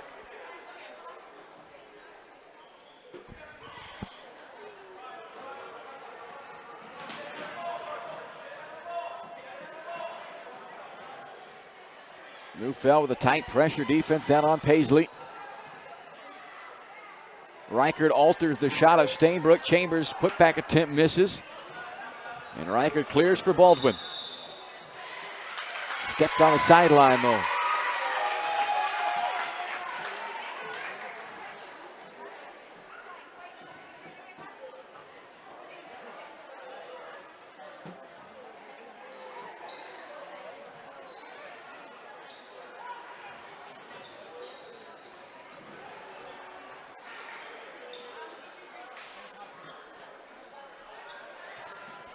Inside Chambers, and Smith steps in front of the pass, interception, and a big foul. Stainbrook denies the layup by Riley, but can't do it cleanly. So Smith with 2 free throws coming up, trying to extend a 15-point Baldwin lead. Excellent anticipation that time, just jumping the passing lane from Riley. 21 turnovers forced by Baldwin in this game. They forced 22 last year in a win over Prairie View. And I mentioned in the open, a big improvement for Prairie View this season from a year ago when they won just 2 games. They're up to 9 wins this year, their most in a season in the last 6 years. And just the head-to-head comparison, last year Prairie View lost by 50 to Baldwin. Even though Baldwin is up by a comfortable 17-point margin, there's 6.5 to go. Prairie View has not made it look anything like it was a year ago. Inside Chambers, travels, and Baldwin gets it back with 6:23 to go, up by 17.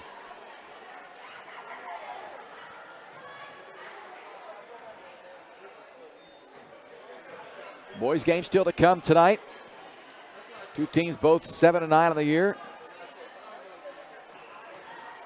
Reichert out to Neufeld, still looking for that first basket of the night. Long rebound, offensive board for Reichert. And Baldwin, I think, able to get a timeout. One official had a jump ball call. The other is calling a timeout, and they will award the timeout to Baldwin. So the Bulldogs, with 6:04 to play, have to use their first timeout of the night. That's usually another sign that things have gone well for you, when you don't have to use a timeout until there's 6.5 minutes to play in the ball game, and that's the first time you use a timeout on a night. Yeah, I'd say ideally if you could go an entire game without calling a timeout, things probably went pretty well. Baldwin City Chamber of Commerce update. The Baldwin Chamber is seeking an artist to create a new downtown mural located inside the Baldwin City Chamber office. Any interested artist should contact Lori Trojan at the Baldwin City Chamber. Call 785-594-3200 or email director@baldwincitychamber.com. Taking applications through March 7th. If you want to be the next artist to complete the new downtown mural in Baldwin City. Bulldogs on top 38-21. They have led the entire night outside of the 7-7 tie back at the first quarter. Reichert out to Neufeld once again.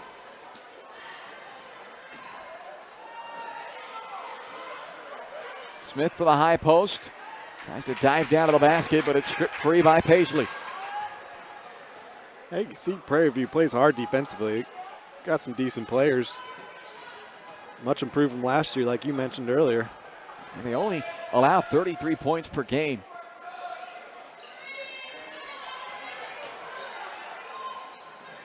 And they've held Baldwin really in check to a certain extent. I mean, only 38 points. Baldwin leads by 17, but that's more because of what they've done down here defensively. They've made life really tough for Prairie View on this side of the floor. Paisley on the drive, and a held ball. Neufeld, good hands, able to reach in there, tie her up, avoids the foul, and forces the turnover. Perfect example of great on-ball defense there. Neufeld helping out, tying that ball up, getting her team the possession. Just so many more things you can do in the game of basketball than score. Of course, you need points to win, but you contribute to your team in so many different ways. Baldwin's had multiple people get involved in scoring tonight, but not their top scorer for the year, Neufeld. She's bound to get one before this game's over, right? I keep thinking that too. That's a travel called on Bailey Smith. But Baldwin in this game, 10 points from both Riley Smith and Marin Frost to lead the way. But overall, 6 different players have scored for the Bulldogs. 2 in double figures, and Harvey not far behind with 8. 4.5 minutes to play. Knocked free by Neufeld. It stays with Prairie View. 38-21 Baldwin.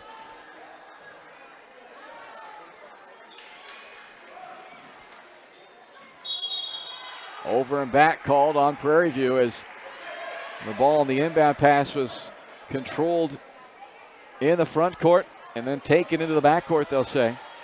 Sometimes they'll give you a little leeway on that inbound ball that's right along that timeline, but still, you don't really need to throw it in there. Right. Don't pressure luck, is what you're saying, right?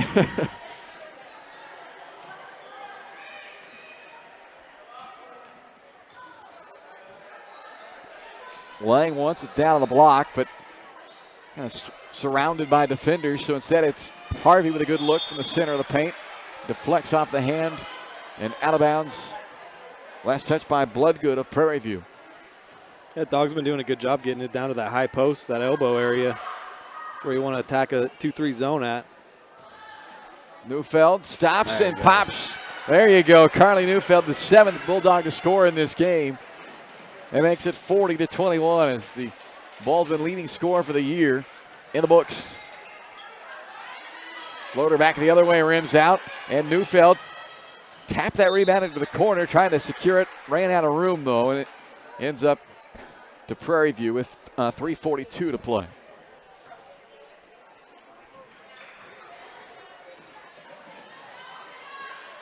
Smith jumps out there, and they find Kirkpatrick banking in the three. 40-24, 3:30 to go, fourth quarter.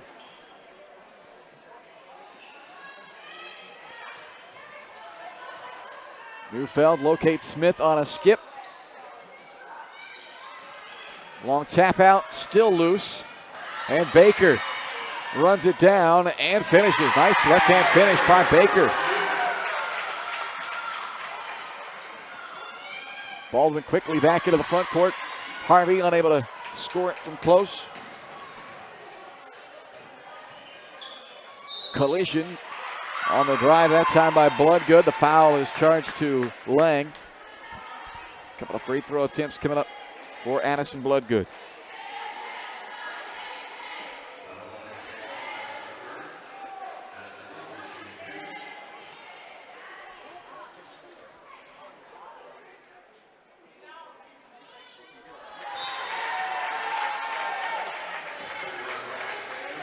I'd be interested in the backstory of the origination of the free throw technique of Addison Bloodgood. I was just getting ready to say, I don't think I've ever seen this style. Yeah.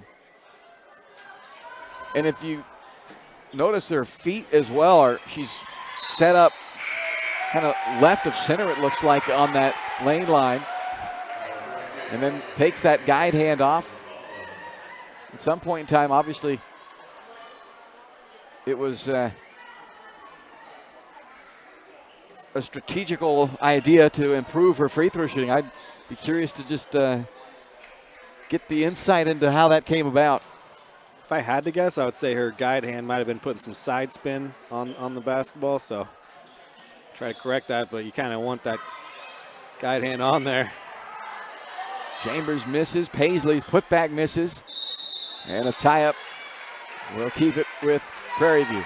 Both teams still playing really, really hard. No doubt. I mean, it's only a 13-point game. Absolutely. 2.5 still to go. I mean, you're a couple of buckets, a couple of Baldwin turnovers, perhaps, from getting it interesting again.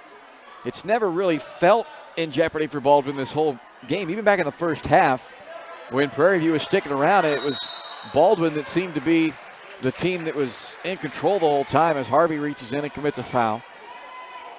And that puts him over the limit, so that puts Chambers at the line for a 1-and-1. It's been a much better last couple minutes spurt here from Prairie View, trying to get back into this one. I'd like to see Baldwin, just for the sake of momentum towards the stretch run here, go ahead and put together another one of those 7-9-0 runs to close out this fourth quarter. And, you know, if they win by 6 or they win by 16, it's the same, but the way they played throughout this game, you like to see them rewarded with a nice, comfortable victory as we walk to the other end after that foul on Kirkpatrick. So it puts Frost now at the free throw line. I will say, though, I feel for these girls how much energy they've expended defensively. Just overall, they've played so hard that fatigue has to start becoming a factor at some point. You only play 8 players, so not a huge, deep team. There's another turnover. That's number 25 of the night for Prairie View. That is one of the couple of reasons that done them in this ball game. Stainbrook then commits the foul, so back to the line goes Riley Smith for another 1-and-1 opportunity. Started the game 0 for 3 at the line, but Riley has since made her last 3, so now 3 out of 6 as Emily Taylor checks in for the first time. A senior replaces Alyssa Reichert.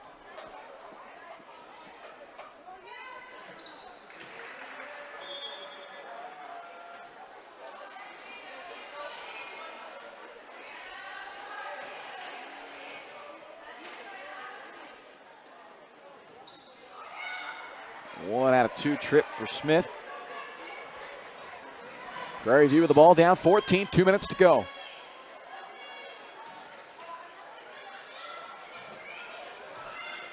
Kept alive with an offensive rebound, but Another missed chance on a second chance, but they'll keep possession.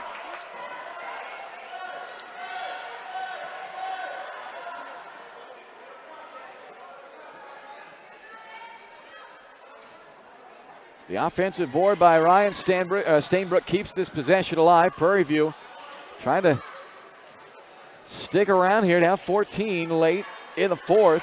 Paisley from underneath. Chambers. And eventually they capitalize on the many opportunities they received right there. 12-point game with 90 seconds to go. This is where you want to stay aggressive, but you don't want to, well. That was aggressive. Yeah, I was going to say you don't want to just start chucking up shots immediately and giving Prairie View a chance to keep cutting into this lead. It's exactly what happened. But Harvey then commits a fourth foul. So free throws again. That was their 9th team foul, so it's a 1-and-1 still. Paisley will toe the line for Prairie View. It's 4 on Harvey as this thing starts getting a little bit more nerve-wracking. Paisley rebounds her own miss. Chambers again. Now, Baldwin hasn't given up a whole lot of offensive boards tonight, but they've given up a ton of them here late. Yeah, this fourth quarter, the offensive rebounding has really been a big factor for the Buffaloes. They get a timeout here, try to regroup. So Bob Martin uses a timeout with 1 minute and 8 seconds to play, with Baldwin leading 41-29. We're back in a moment here on Baldwin Sports Live. With Heartland Plumbing, you get full-service plumbing from a real plumber, not a sales guy who's just there to fix a leak. Heartland Plumbing sets appointments they hold true to, not an inconvenient block of time they might be there. With a strong reputation and years of quality service, Heartland Plumbing has the tools and the people to get your plumbing job done on time the first time. Give them a call at 913-856-5846. Serving every big town and small town around, residential and commercial. That's Heartland Plumbing, the plumber you can open your door to.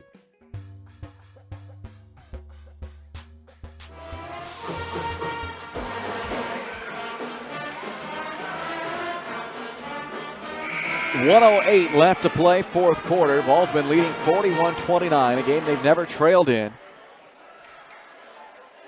but also a game that they've just been unable to completely put it away. Led by 19 in this second half. That's right now a 12-point game with 1 minute to play, and Bulldogs look like they are going to come out and try and run the clock out. We'll see if Prairie View opts to foul or just play hard defense and see what happens.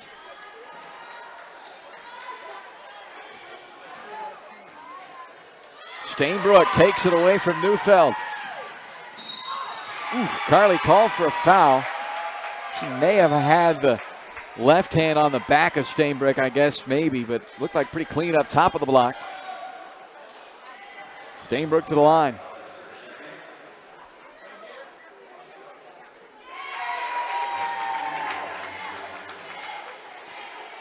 I give Prairie View a lot of credit for not giving up on this game. They were suffocated so much on their offensive end of the floor that it would have been easy to kind of pack this one in, but they have not.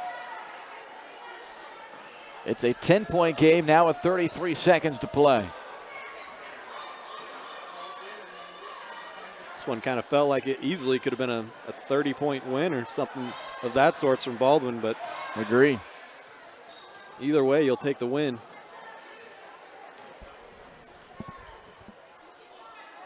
The final few seconds come off the clock here. Baldwin will be back home on Friday hosting Ottawa. 3 games left for the Bulldogs in the regular season. And they will head into that game against Ottawa with an 8-9 record and coming off of back-to-back victories, a chance to avenge a loss to the Cyclones earlier and pick up their first 3-game winning streak of the season as well, coming up on Friday. 41-31 your final. Baldwin defeats Prairie View. We'll take a timeout, come back with the final numbers for you in our girls game, and then set the table for the boys game, which is coming up next here on Baldwin Sports Live.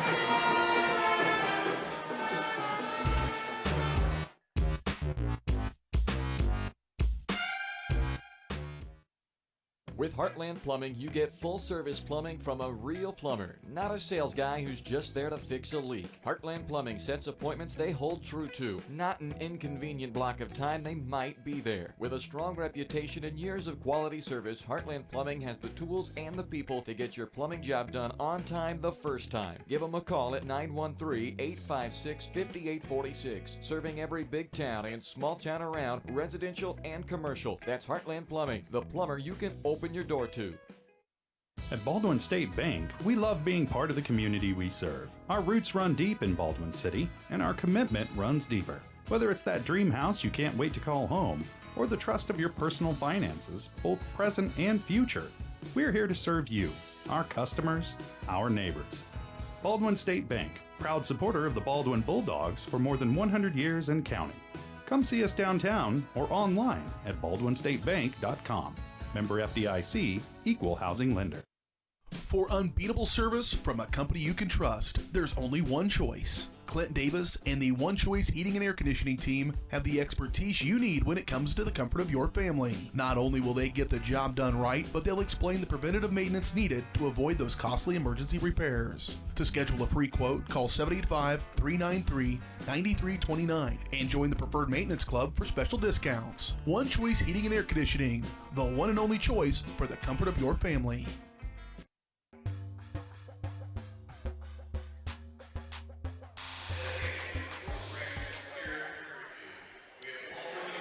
Girls game is final tonight here at Prairie View High School, and the Baldwin Bulldogs with the victory 41-31. Baldwin improving to 8-9 on the year, and it drops Prairie View to 9-8 overall this season. A 10-point road victory for the Bulldogs, their fourth win and 8 tries on the road this year, and now 8-9 overall with back-to-back wins. A chance coming up on Friday night to run their win streak to 3 in a row, which would be a first this season. The Bulldogs have now won back-to-back games for just the second time this year. Bulldogs never trailed in this ball game. It was tied only on one occasion. It was tied at 7 back in the middle portion of the first quarter. Baldwin opened the game on a 7-0 run. Prairie View answered with a 7-0 run of their own. And then Marin Frost hit a 3 with 2.5 minutes to go in the first quarter to make it 10-7 Bulldogs. And Baldwin would never trail again, leading by 8 at halftime, then building that lead up to 19 in the third quarter at 36-17. And at that point in time, it looked like the Bulldogs were just going to run away with this one and cruise to a victory. And a victory they did receive, but it did not come all that easy necessarily in the fourth quarter. They got outscored 12-5 in that fourth quarter, and Prairie View able to get that 19-point deficit all the way down to 10 before it was all said and done. And again, never really felt in true jeopardy at all for the Bulldogs, but did not just go ahead and put the nail in the coffin in this one. They let Prairie View hang around, and to Prairie View's credit, they took advantage of that opportunity late to make it somewhat interesting down the stretch. But the Bulldogs with the victory nonetheless. A lot of different contributors tonight. 7 different players score in this game for Baldwin. They were led by Marin Frost and Riley Smith in double figures. Smith with 11, Frost with 10. For Riley, she had gone back-to-back games without scoring into double figures after doing it 9 straight games. But back into double figures tonight with 11 for Frost. Nice to see her knock down some threes in this game. She hit 3 triples after shooting just 23% from the field over her last 6-game stretch. So back into double figures for the first time since the Lewisburg game back on January 14th. So just a day more than a month ago, the last time that Frost scored double figures. So good game for her. They, of course, needed that offense because their leading scorer for the year, Carly Neufeld, was held to a season-low 2 points in this game tonight. Just was not her night scoring the basketball, but Neufeld second on the team in rebounding in this game. So, and was a part of many of the 25 turnovers that the defense forced tonight for the Bulldogs. So a good game nonetheless. Just didn't come in the way of scoring, but fortunately the Bulldogs had enough scoring elsewhere. So I mentioned 11 from Smith, 10 as well from Frost. Isabel Harvey had 8 points at halftime, did not score in the second half. Still, in the end, a very strong effort from Harvey tonight, 8.7 rebounds. The first half was a lot better for Harvey, and the second half, it just, offense never really came to her in that second half. And the Bulldogs just as a team in the second half, weren't able to dominate the glass as much, but nonetheless a strong game from Harvey with 8 points and a team-high 7 rebounds tonight. 4 points from Alyssa Reichert, 2 points from Bailey Smith, and 2 points from Emma Kate Lang.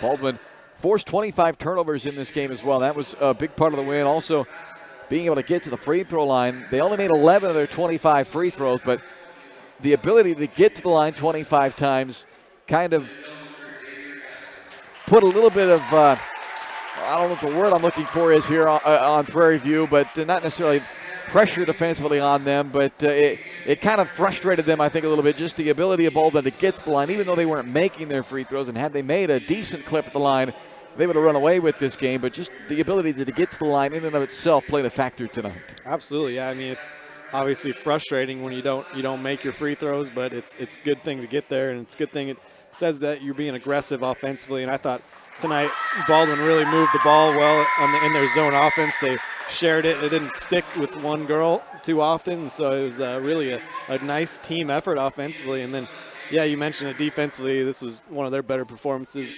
Just frustrating Prairie View not giving them anything easy, and it was really everybody. It wasn't just one girl, but Isabel Harvey, I have to say, was a really, really good game from her. I thought she played incredibly hard. I thought Maren Frost played really well, and overall I thought it was a really nice performance from everybody tonight for Baldwin, the girls.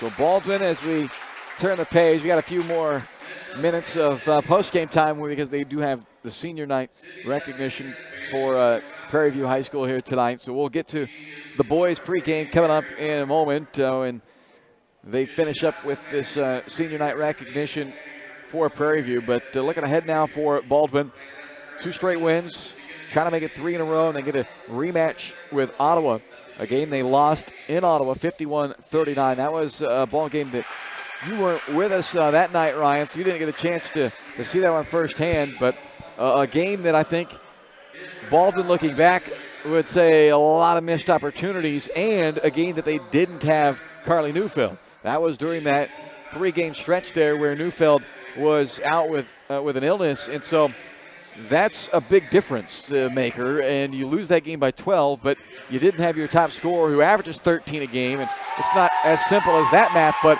that will make a big difference, having Neufeld back for this second meeting around, and you get them at home where they're 4-2 this year. Baldwin is on their home floor, so a real good opportunity for Baldwin to keep the wins piling up here as we close out this regular season with a rematch with Ottawa coming up on Friday night.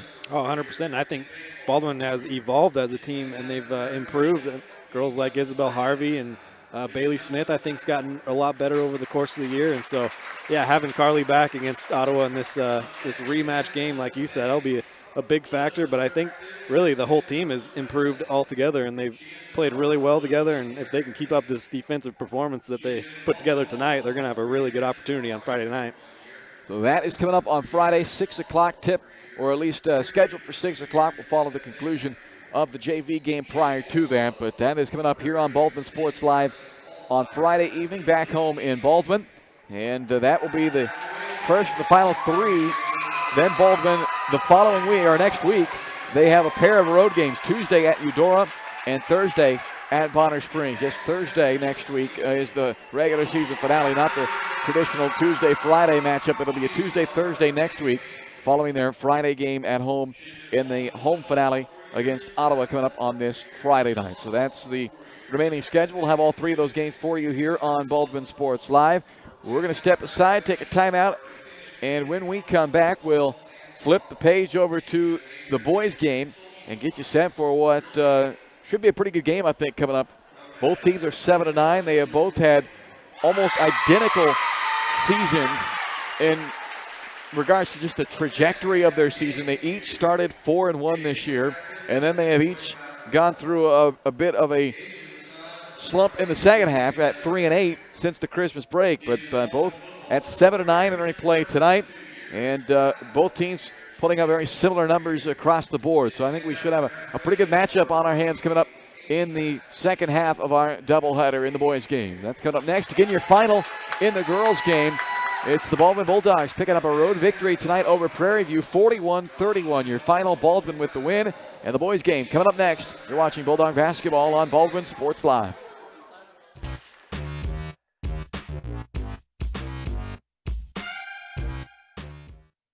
Morningstar Care Homes is looking for the next members of their team of compassionate caregivers. If you're a certified nurse's aide or medication aide or interested in becoming certified with company reimbursement, apply today and join the locally owned care team at Morningstar Care Homes. Offering paid leave, health, dental, and vision insurance and a low 5-to-1 patient to caregiver ratio. Apply online at morningstarcarehomes.com/careers or call 785-594-2603. Positions available in Baldwin City, Ottawa, Fredonia, and Neodesha.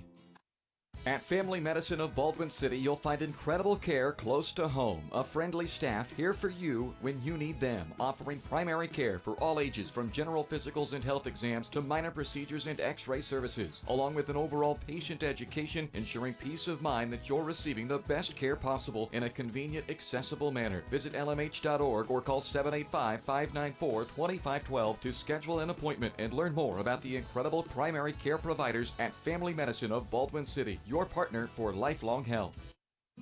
Kelly Neufeld and his team at Farm Bureau Financial Services are there to help you protect what matters most in your life. From insurance plans customized to fit everything you need covered to comprehensive financial planning to help you achieve your goals both present and future. Kelly works uniquely with you face-to-face to gain confidence in your financial well-being. Call 785-594-1055 to set up a meeting with Kelly Neufeld at Farm Bureau Financial Services in Baldwin City. It's your future. Let's protect it.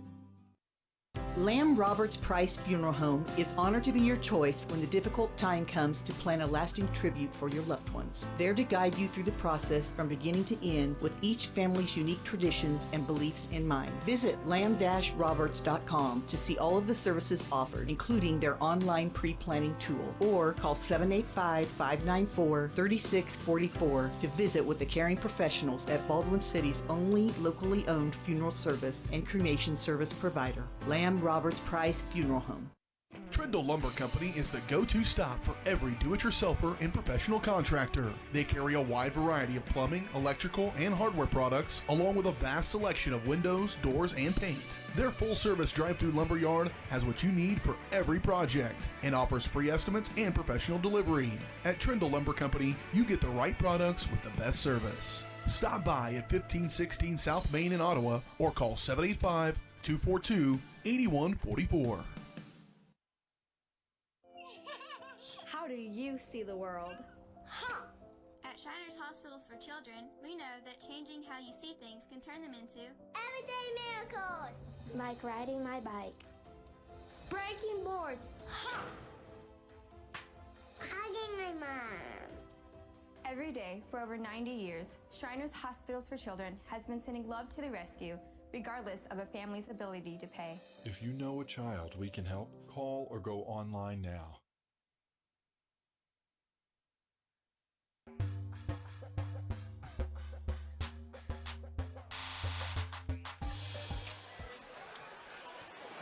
All right, the floor is clearing as the senior night recognition. There was a bunch of them as well for Prairie View High School.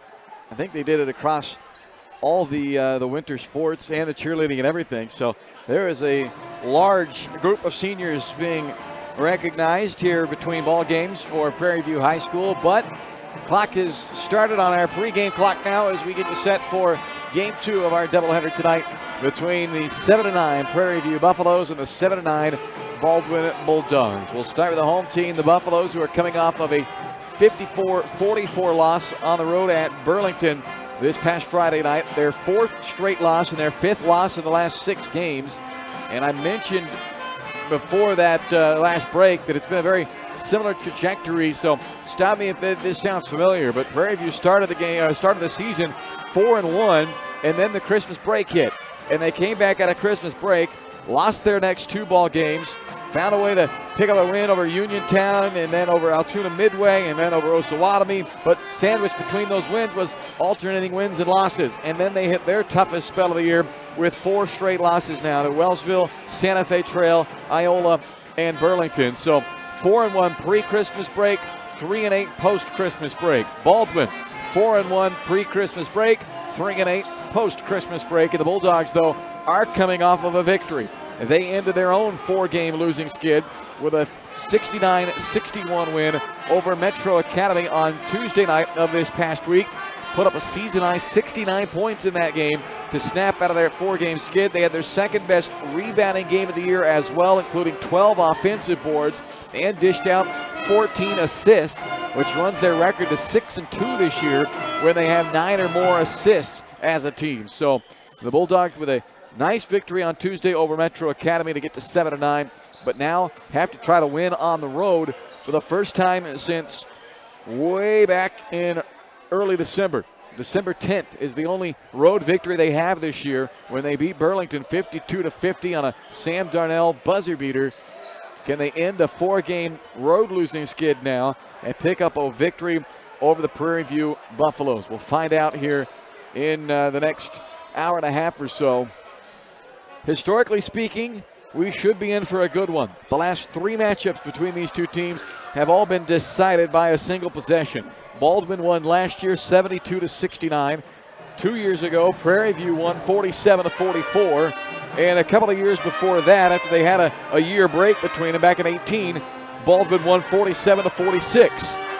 So if we're lucky enough, we'll be in for another exciting finish. And this year, these two teams have played their fair share of close ball games as well. Prairie View has a 5-point win, a 1-point victory, and a 6-point victory. And then they have some 4-point loss and an 8-point loss mixed in there as well, a 6-point loss. So they've played some close games. Baldwin, if you've kept up with it at all, you know they've had a bunch of close games. A lot of early season close games when they won by 6, won by 2, won by 3. And then the second semester, it hasn't been quite as tight, but they're coming off an 8-point win. They had another 8-point win in there. They had a 4-point loss in an exciting BIT championship game. So 2 teams used to playing close games this year, and 2 teams that, by the numbers, are pretty evenly matched. Baldwin gives up 58 a game, and Prairie View gives up just under 54 a game. Baldwin scoring 50 a night, Prairie View scoring 52 points per night. So a pretty even matchup in this ball game, and should be an exciting one between 2 7-9 teams who are trying to position themselves well for the postseason, as we are just a couple of weeks away from that sub-state time started. Take a quick timeout, come back and take a look at a few more of the matchups in this one as Prairie View and Baldwin get set to square off here in Lacine tonight on Baldwin Sports Live.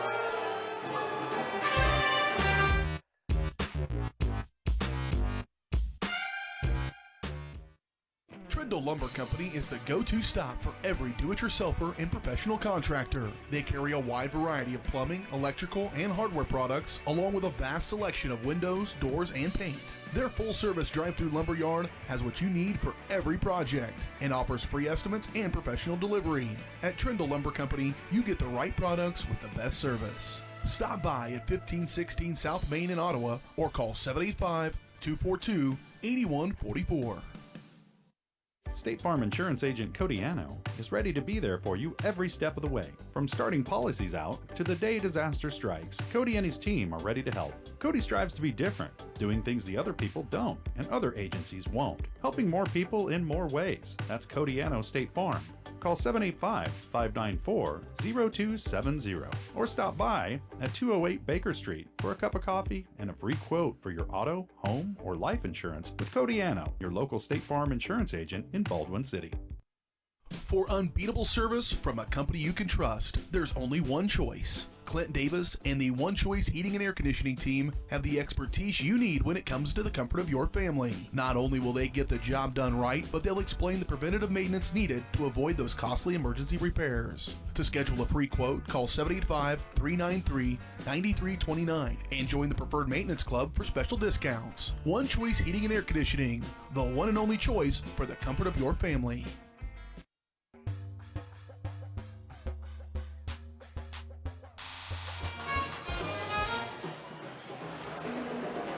Baldwin and Prairie View coming up here on Baldwin Sports Live as we count you down to the opening tip tonight.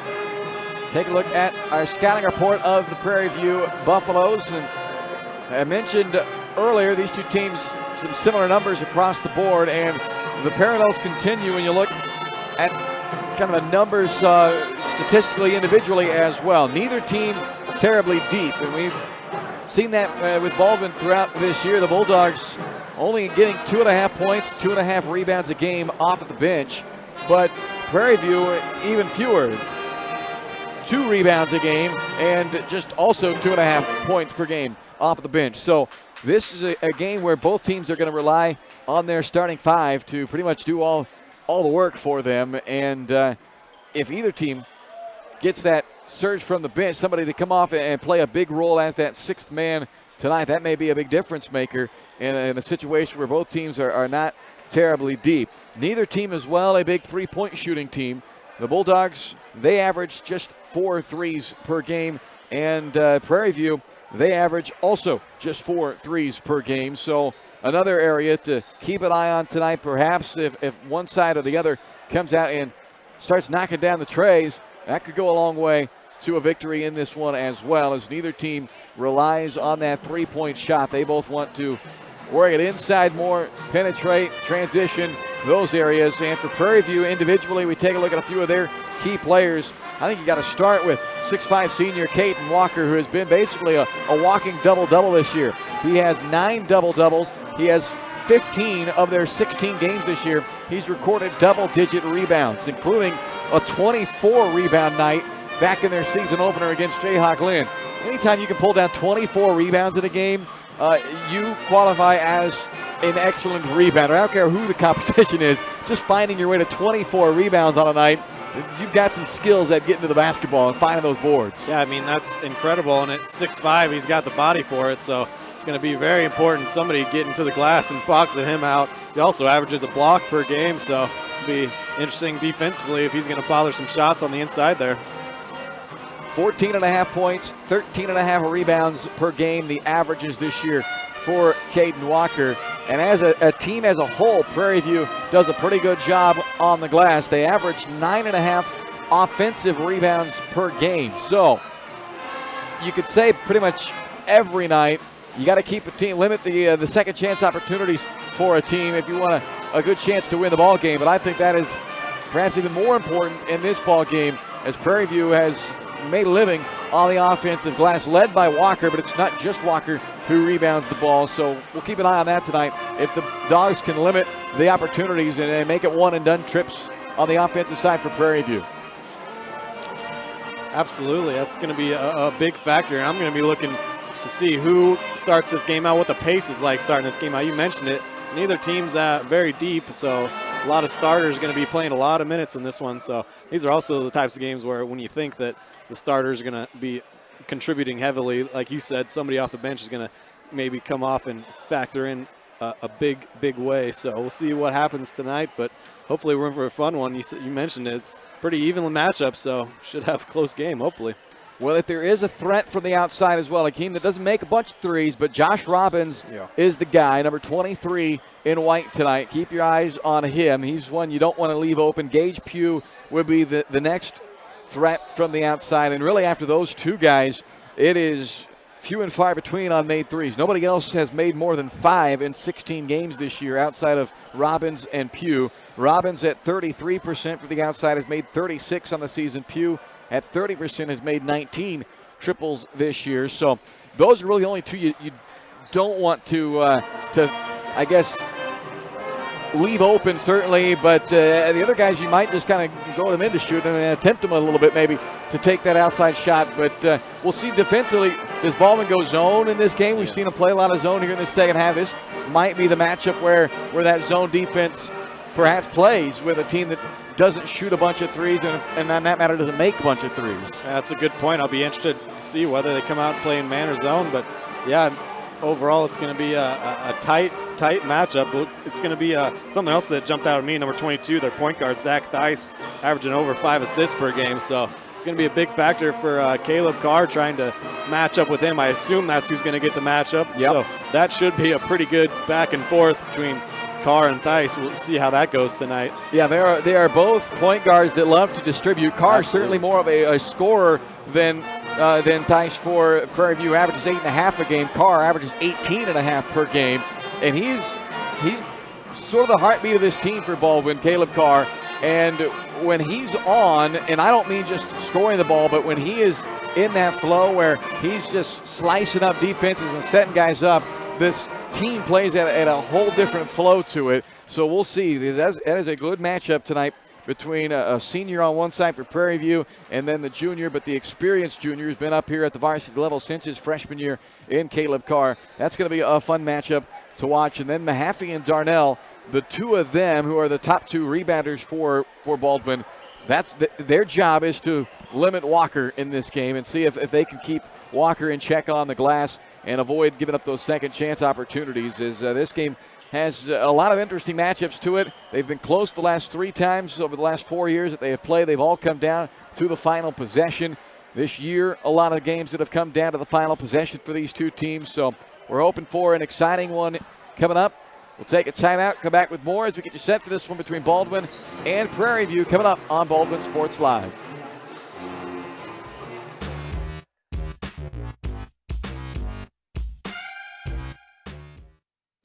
Kelly Neufeld and his team at Farm Bureau Financial Services are there to help you protect what matters most in your life. From insurance plans customized to fit everything you need covered to comprehensive financial planning to help you achieve your goals both present and future. Kelly works uniquely with you face-to-face to gain confidence in your financial well-being. Call 785-594-1055 to set up a meeting with Kelly Neufeld at Farm Bureau Financial Services in Baldwin City. It's your future. Let's protect it. With Heartland Plumbing, you get full-service plumbing from a real plumber, not a sales guy who's just there to fix a leak. Heartland Plumbing sets appointments they hold true to, not an inconvenient block of time they might be there. With a strong reputation and years of quality service, Heartland Plumbing has the tools and the people to get your plumbing job done on time the first time. Give them a call at 913-856-5846, serving every big town and small town around, residential and commercial. That's Heartland Plumbing, the plumber you can open your door to. Hey, where you going? Can't get by me. I'm number 1 in this class. I rule this lab. I'm number 1. Hey, I don't think so. Yes! Winner! I am a king! Woo! You wouldn't do it there. So, don't do it here. Sportsmanship. It's up to you. What? Jerk. So, what is love? Love is being independent. Love is dancing. At Shriners Hospital for Children, love is a new smile. At Shriners Hospitals for Children, love is caring for a child regardless of the family's ability to pay. Learn how you can send your love to the rescue at lovetotherescue.org.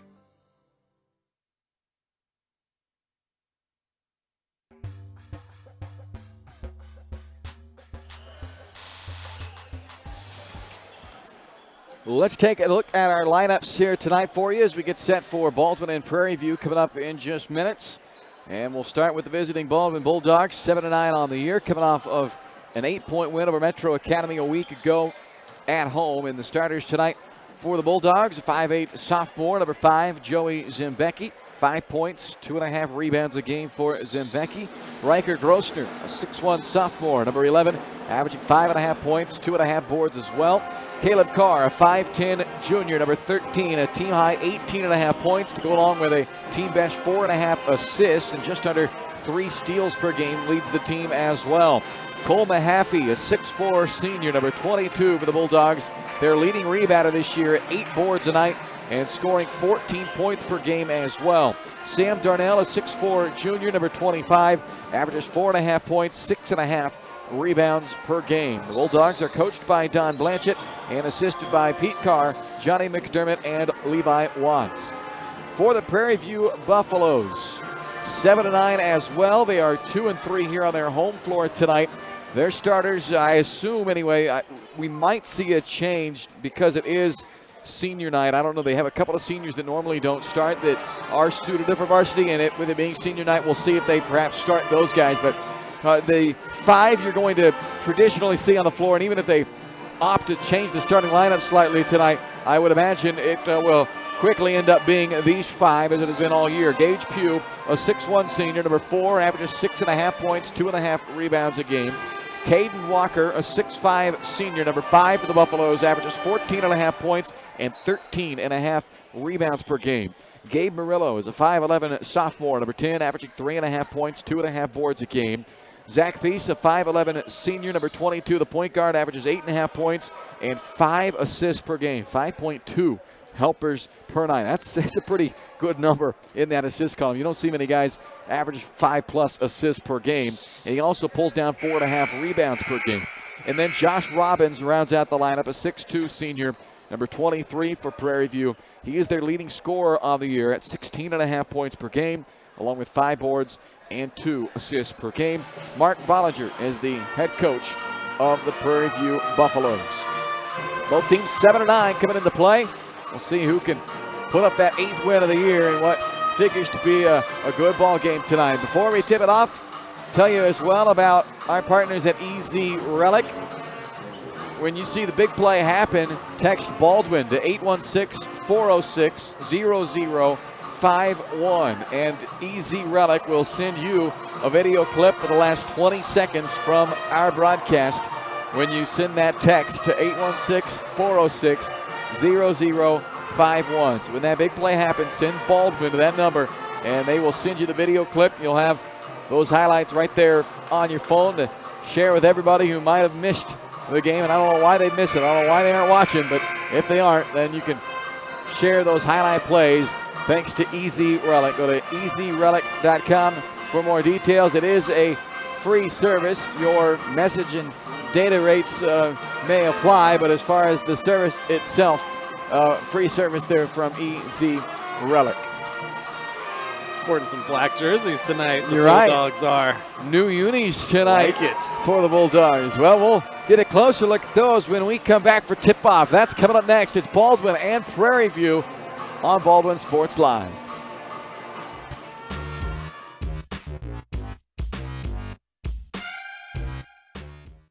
At Family Medicine of Baldwin City, you'll find incredible care close to home. A friendly staff here for you when you need them, offering primary care for all ages, from general physicals and health exams to minor procedures and x-ray services, along with an overall patient education, ensuring peace of mind that you're receiving the best care possible in a convenient, accessible manner. Visit lmh.org or call 785-594-2512 to schedule an appointment and learn more about the incredible primary care providers at Family Medicine of Baldwin City, your partner for lifelong health. Kelly Neufeld and his team at Farm Bureau Financial Services are there to help you protect what matters most in your life. From insurance plans customized to fit everything you need covered, to comprehensive financial planning to help you achieve your goals both present and future. Kelly works uniquely with you face-to-face to gain confidence in your financial well-being. Call 785-594-1055 to set up a meeting with Kelly Neufeld at Farm Bureau Financial Services in Baldwin City. It's your future. Let's protect it.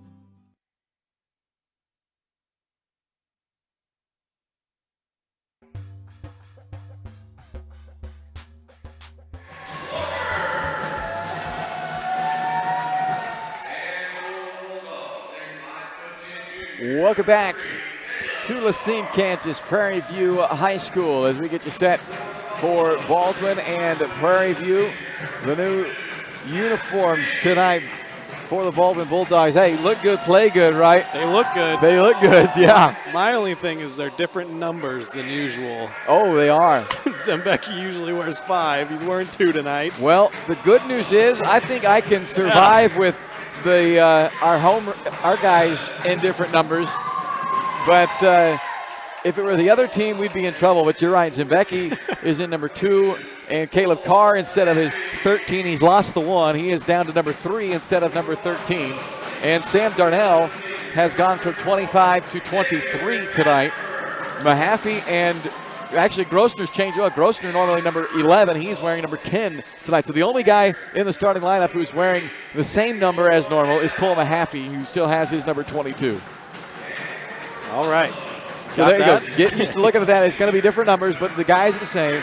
And a quick note as well, on the side of Prairie View, as I thought might be the case. They are starting the two seniors that normally are not in that lineup.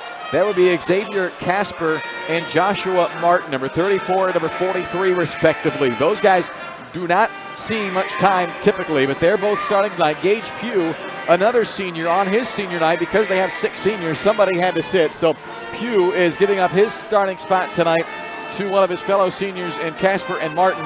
And then the sophomore, Gabe Murillo, who normally starts, not in the starting lineup tonight. But not a situation where they're without them. They are both suited up, and I would expect we'll see them both pretty early on in this ball game. But that is a slight change to the lineup for Prairie View. So here we go. Baldwin in the road blacks for the first time this year. And the tip won by Prairie View. We are underway here tonight in Lacine. Looks like we're going to come out in a, well, get a turnover. First of all, it looked like man-to-man defense start out. Interested to see whether it be man or zone. So there comes, I said it wouldn't be long, and I thought it might be a little longer than 11 seconds, but here's Gage Pugh now checking in for Prairie View, and also coming in, Alejandro Magana, and I'm guessing he might be a senior as well. I don't have his, let me look here, I don't have it on my normal spot chart for Lagana, but he is in as well now for probably a couple of minutes on senior night. And yes, he is a senior as well.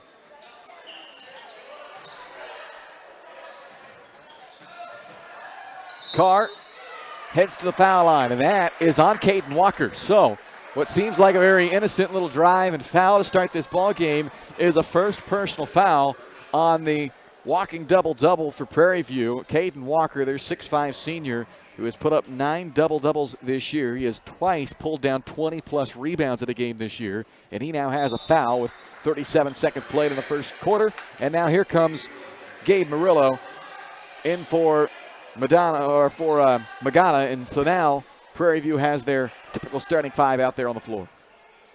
Caleb Carr continuing his trend of getting to the free throw line. Got there 16 times in their last game last week. Went 9 of 16. 1 of 2 from the line this trip. It does look like man-to-man. Sorry, Bryce. No, you're good. So it's a 1-0 lead for Baldwin. Now, we talked about would they zone them, would they man them? And it is man, as Ryan mentions, is a matchup again against the Prairie View team that, similarly to Baldwin, not a big three-point shooting team. Both teams only make about 4 threes per game. Good matchup here, Darnell and Walker, and it's Walker who scores it.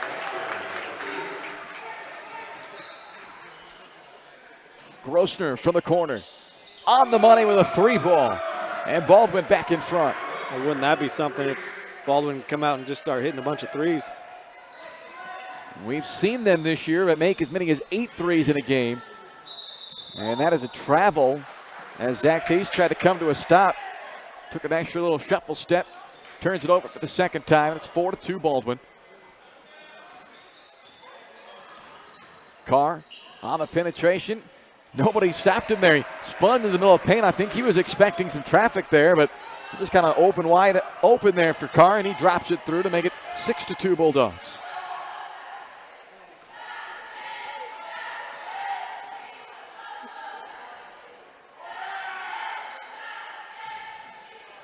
Face in the corner, enters it to Josh Robbins. A little fade away, and it rattles home for Robbins, the top scorer this year for Prairie View at just over 16 points a game. That was a tough shot. Good defense from Carr. It's interesting. Carr starting out on Robbins. I thought he might start out on Thies. Actually, it's Mahaffey guarding Thies early. Mahaffey on the dribble drive draws a foul against Prairie View. And that time it's on Robbins. So the 2 top guns for Prairie View, Robbins and Walker, each with a personal foul in this opening quarter. And Cole Mahaffey at the free throw line knocks down the first one.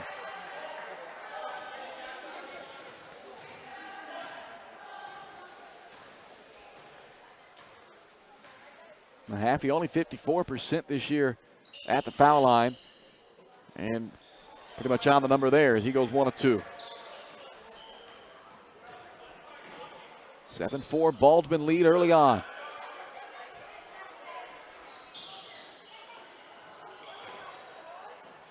Knocked free and still loose. Carr able to corral it, finds Grosner, bounce to Zimbecki, and the floater is short.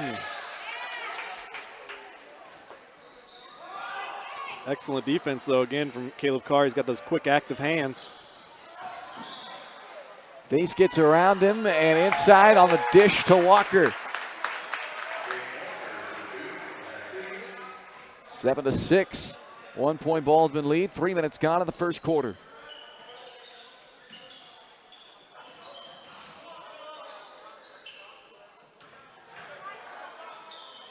Haffey not there for him. Back up top it comes. Carr resets things. 4:40 left to play first quarter as Baldwin leads it by 1 early on. Mahaffey down the lane line, gets stopped, gets it up, and scores.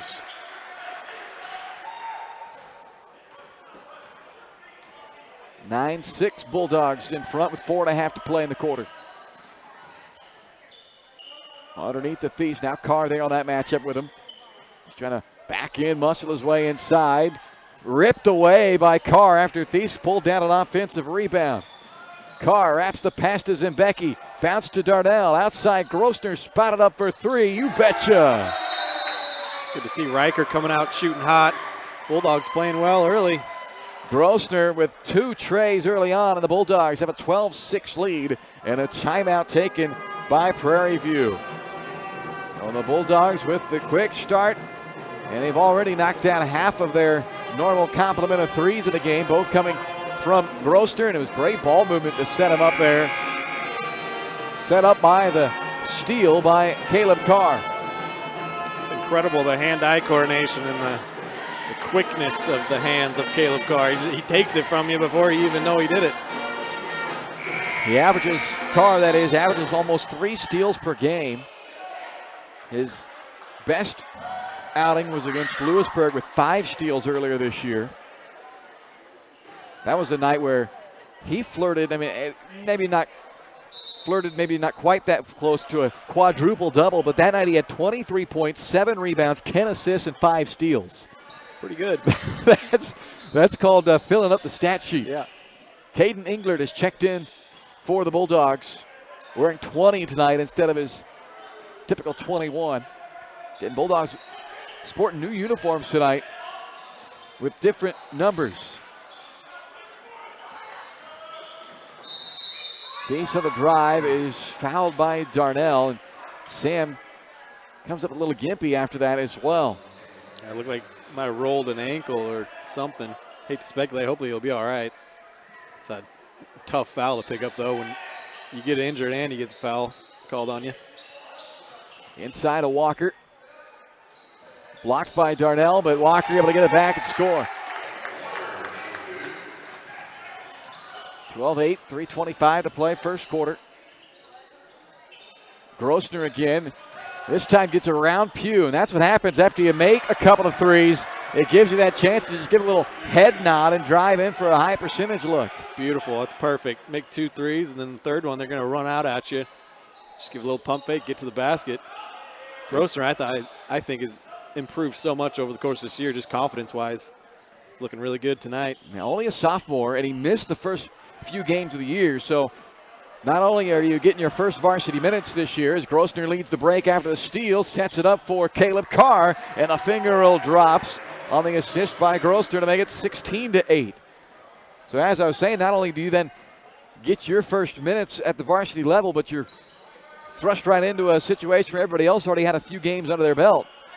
That ball slips through the fingers of Pugh, and a careless turnover by Prairie View gives it back to Baldwin with 2:32 left in the period. The Bulldogs leading 16-8. Bulldogs have been playing some good defense. There's been some mistakes from Prairie View that's helped them out as well, just like that. Carr dribbles right into a 3, top of the key. Right there for Caleb Carr, who already has poured in 8 for the Bulldogs. He and Grosner each with 8, and with 2:18 to play in the quarter, Baldwin leads by 11.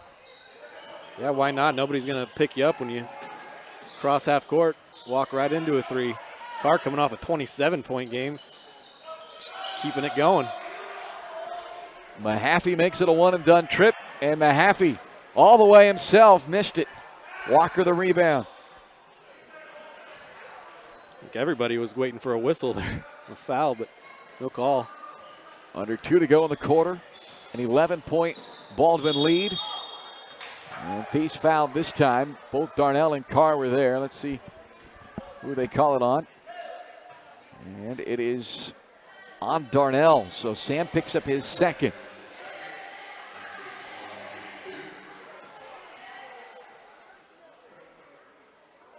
Thies Fly makes the first.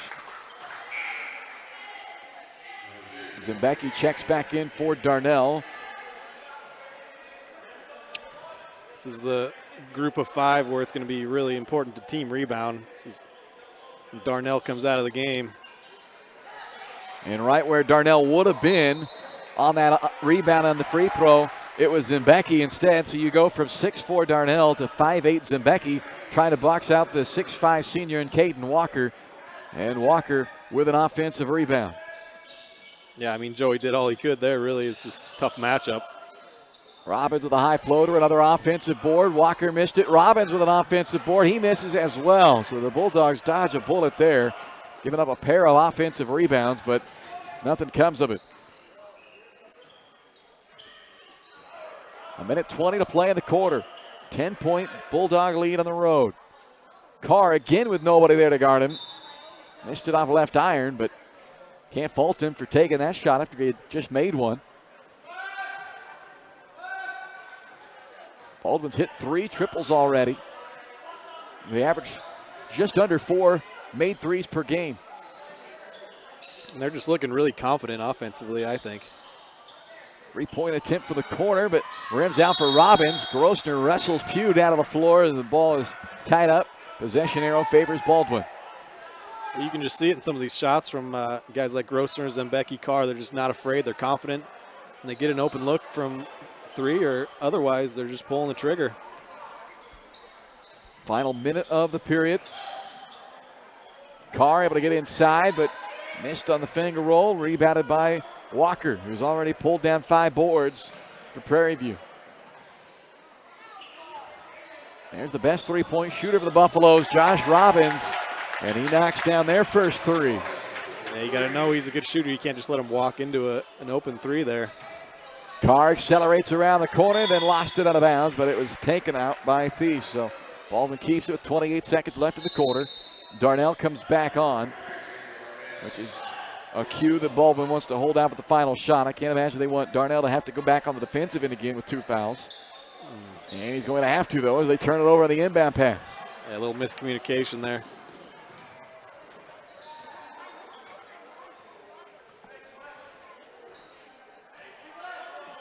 .15 seconds to play in the quarter.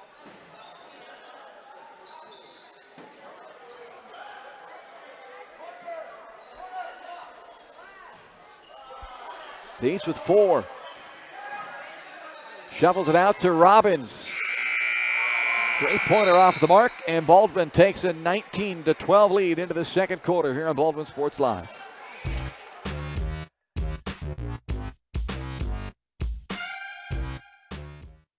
At Family Medicine of Baldwin City, you'll find incredible care close to home. A friendly staff here for you when you need them, offering primary care for all ages, from general physicals and health exams to minor procedures and x-ray services, along with an overall patient education, ensuring peace of mind that you're receiving the best care possible in a convenient, accessible manner. Visit lmh.org or call 785-594-2512 to schedule an appointment and learn more about the incredible primary care providers at Family Medicine of Baldwin City, your partner for lifelong health.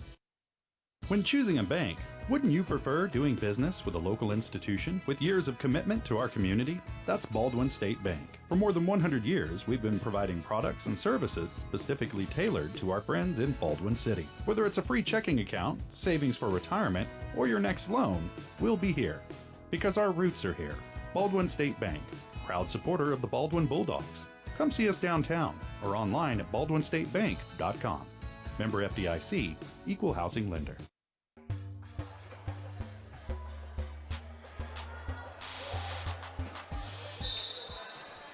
Baldwin with a 19-12 lead as we start the second quarter.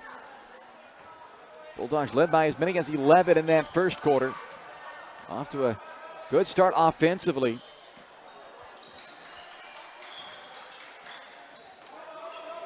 2 lead changes. No ties in that first period. Prairie View with the ball to start this second period. Thies leans in and scores after Carr kind of stumbled back away from him. And Thies has his first field goal of the game, makes it 19-14 with 7:29 to play, second period.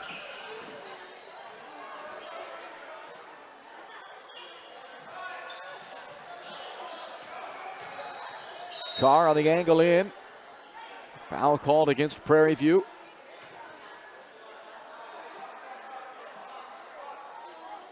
It's on Zach Thies, his first. 3 team fouls both ways, pretty clean start in that regard. Carr's open on the wing. Walker there for the miss.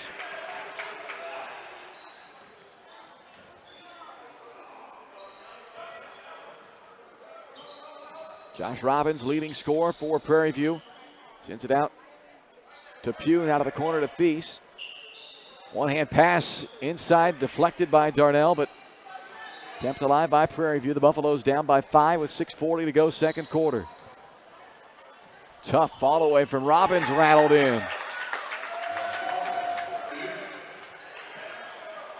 And it's a 3-point game with 6.5 to go, second quarter. Yeah, Dogs got to be careful offensively now not to fall too much in love with the three-pointer. You're getting some open looks, but there you go. I'd like to see get to the basket just like that. Mahaffey didn't fall, though. 8-0 run for Prairie View. And they have it back with a chance to perhaps tie the game up this trip down. Darnell fronting, Walker down on the block. Around it goes to Robbins. Thies gets in, middle of the paint. Had it knocked free by Zembecki. Gets it back. Now Walker on a second chance. Knocked out by Mahaffey. And we mentioned it off the top that this is a good offensive rebounding team, namely Caden Walker. He already has 8 rebounds.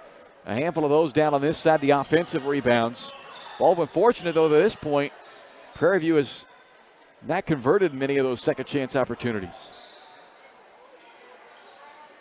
Yeah, he's a big body, too. He's not just 6'5", tall guy that gets rebounds. He's built, so it's going to be a battle down there for Darnell and whoever gets that. The quick hands of Caleb Carr force another turnover as he was able to get in on Zach Thies and tie him up. And now forces the issue right at him on the other side. And that's the second on the Buffalo point guard. The amount of fouls that Caleb Carr draws is incredible. He just knows how to get you leaning one way, drive right past you, get you reaching in. Nice bounce pass that time. Darnell can't get it to fall, but you're right. It was a beautiful bounce pass threaded right in there by Carr. Robbins a little out of control, nowhere to go, but able to find an outlet with Gage Pugh up top. Underneath Walker. And Caden Walker with a strong first half. 8 points, 8 rebounds. He's pretty much been a guaranteed double-double every time he's taken the floor this year. And he is well on his way to another one tonight. Another nice feed inside, but Sam Darnell 2 times in a row has the iron unkind underneath. Yeah, you feel for Darnell right now. He's battling so hard defensively. He's getting a couple easy looks. They won't drop. Just keep going back to him. Yeah, they continue to feed Walker. Carr doubled down on him, forced it out of his hands. A 10-0 run right now, though, by Prairie View after Baldwin led by 11. Robbins, elbow jumper, not there. Mahaffey the rebound. I'd say you'd rather settle for Robbins shooting some mid-range jumpers like that than getting the ball down to Walker down low. Zembecki can't connect on the 3, but it's Mahaffey. A little taste of the Buffalo's own medicine that time with an offensive rebound and a stick back. 21-18 Bulldogs, midway point of the second quarter. What is going on? That was like some Globetrotter stuff. Zembecki going back through the legs of Caleb Carr. I don't think it was the intentional Globetrotters. No. It's fun to watch. Yeah, in the end, Zach Thies picks up a third foul. So we mentioned another thing off the top, that neither of these teams terribly deep. And now the starting point guard for Prairie View on the bench with 3 fouls. So off the bench for the Buffaloes and into their lineup is Cooper Conitzer, a sophomore. Baldwin has brought both Braden Statham and Talon Torres into their lineup as well. So both teams with lineups on the floor right now that have not had a whole bunch of minutes this year with these two setups right now.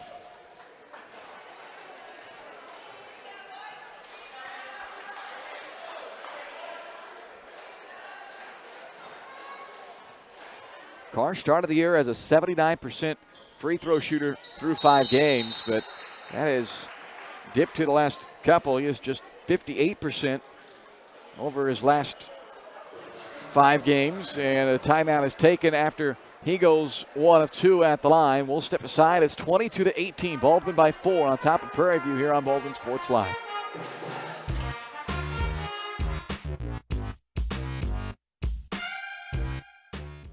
State Farm Insurance Agent Cody Anno is ready to be there for you every step of the way. From starting policies out to the day disaster strikes, Cody and his team are ready to help. Cody strives to be different, doing things the other people don't and other agencies won't, helping more people in more ways. That's Cody Anno State Farm.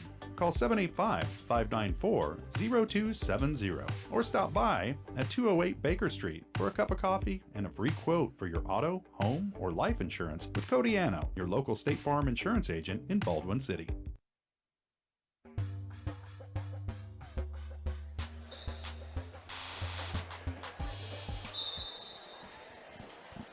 (22-18). Baldwin with a lead. 3:44 and counting to play in the first half. No ties, 2 lead changes so far. Prairie View has featured Caden Walker heavily in this game. That is a foul called on Carr, so he so often is able to knock the ball free cleanly. This time gets caught and tagged with his first personal foul. 4th team foul on the Bulldogs.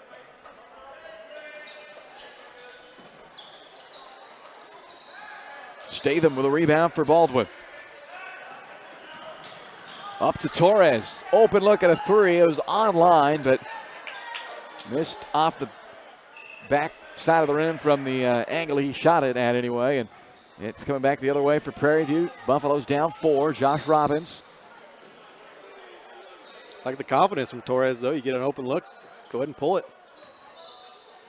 Robbins with 7. Walker with 8. And there is a turnover. That's 6. And another collision at midcourt as Pugh commits the foul after the steal by Grossner.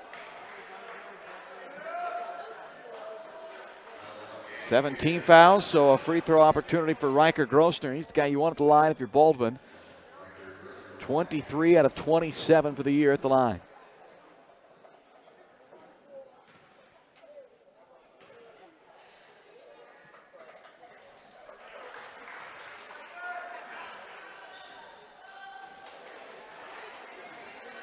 A 9-point first half. Grossner has a chance to put himself into double figures before halftime. A number he has reached just twice all year. It's been, one of Grossner's better performances this year. Came out, hit a couple threes. Played well. Inside of Walker. Big first half already in double-digit rebounding tally. He's had 2 games this year. He's gone over 20 rebounds. He's halfway to a third with 2.5 to go in the second quarter. Nice.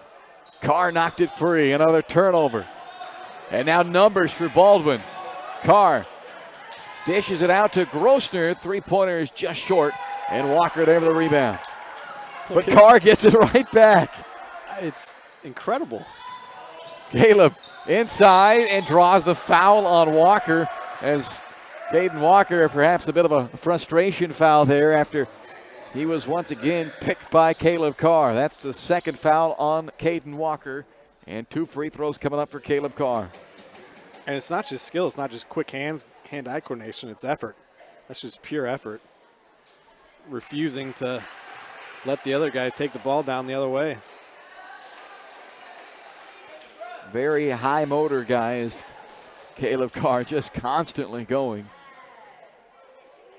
Does not let the opponent ever feel like there's a break of the action. You have got to be on point the entire time when Carr's guarding you. Robbins spins around Caleb this time. A little backhand flip up off the rim, out of bounds. Last touch by Baldwin with 2:03 to play here until halftime. And it's 24-18 Bulldogs. Robbins, contested three, not there for him. Torres the rebound. Up to Carr, now Grossner. Finds Torres in the wing. Up top, Mahaffey. Cole drives into traffic, has it swatted by Robbins. And that time, Carr creates a little contact. Carr gets up, John chuckling about it. Still, though, that's exactly what I'm talking about. Secure the rebound, Buffaloes do. They're coming the other way, and Carr's just refusing to let that happen. Second personal, almost does get the steal. And then is fouled by Robbins.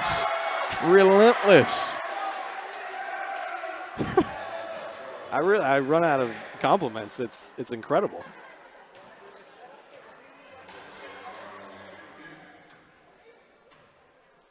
And somehow does it without putting himself into foul trouble very often. Yeah.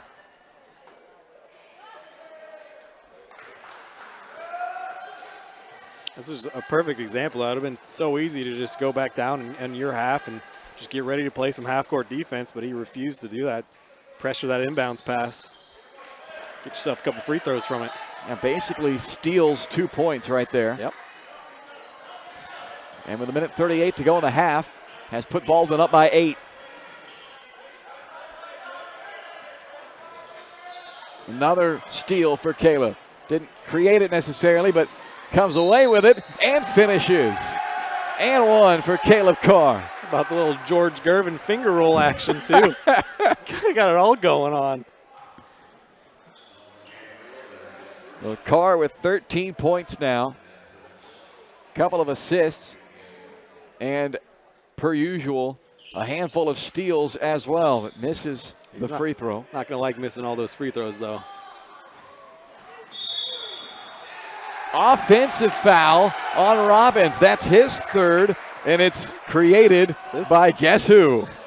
This last 3-minute stretch defensively, just individually, incredible. It's crazy. Well, Prairie View is going to have nightmares of Caleb Carr tonight. That's exactly how I describe it. I thank my lucky stars I never had to play against Caleb Carr. Carr thought he was going to draw a foul that time and forced it up, but didn't get the call. Robbins with the rebound inside to Walker. Doubled down on him. They kick it out for a three-pointer. It banks in from high off the window from Cooper Conitzer. Man, Prairie View really needed that too. It stretched out to a 10-point lead there all of a sudden. Now gets back to 7. Ends a 4-minute scoring drought for Prairie View. Baldwin with a 7-point lead as we are under a minute now, a half-minute left in the second quarter.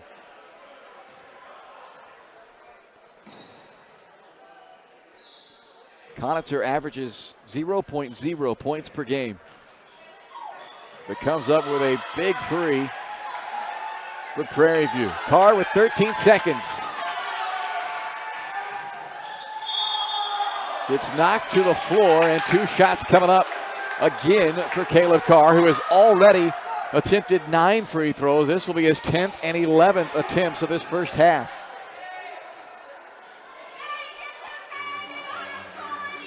We saw this in the girls' game as well, where Baldwin was getting to the free throw line whenever they wanted to, and the opponent was not. And again here, this will be the 14th and 15th free throws of this first half for Baldwin. Prairie View has attempted just 2.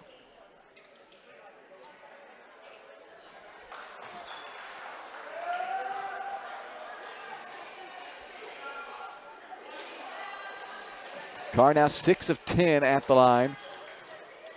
Looking to add one more with just 8 seconds to play in the half. Does not. Robbins the rebound. Few ticks left for the Buffaloes. Carr knocks it free again. Robbins has to hoist one, and we've reached the half. 29-21. Baldwin leads by 8 as we go to the break. Coming up next, it's the Farm Bureau Financial Services halftime show on Baldwin Sports Live.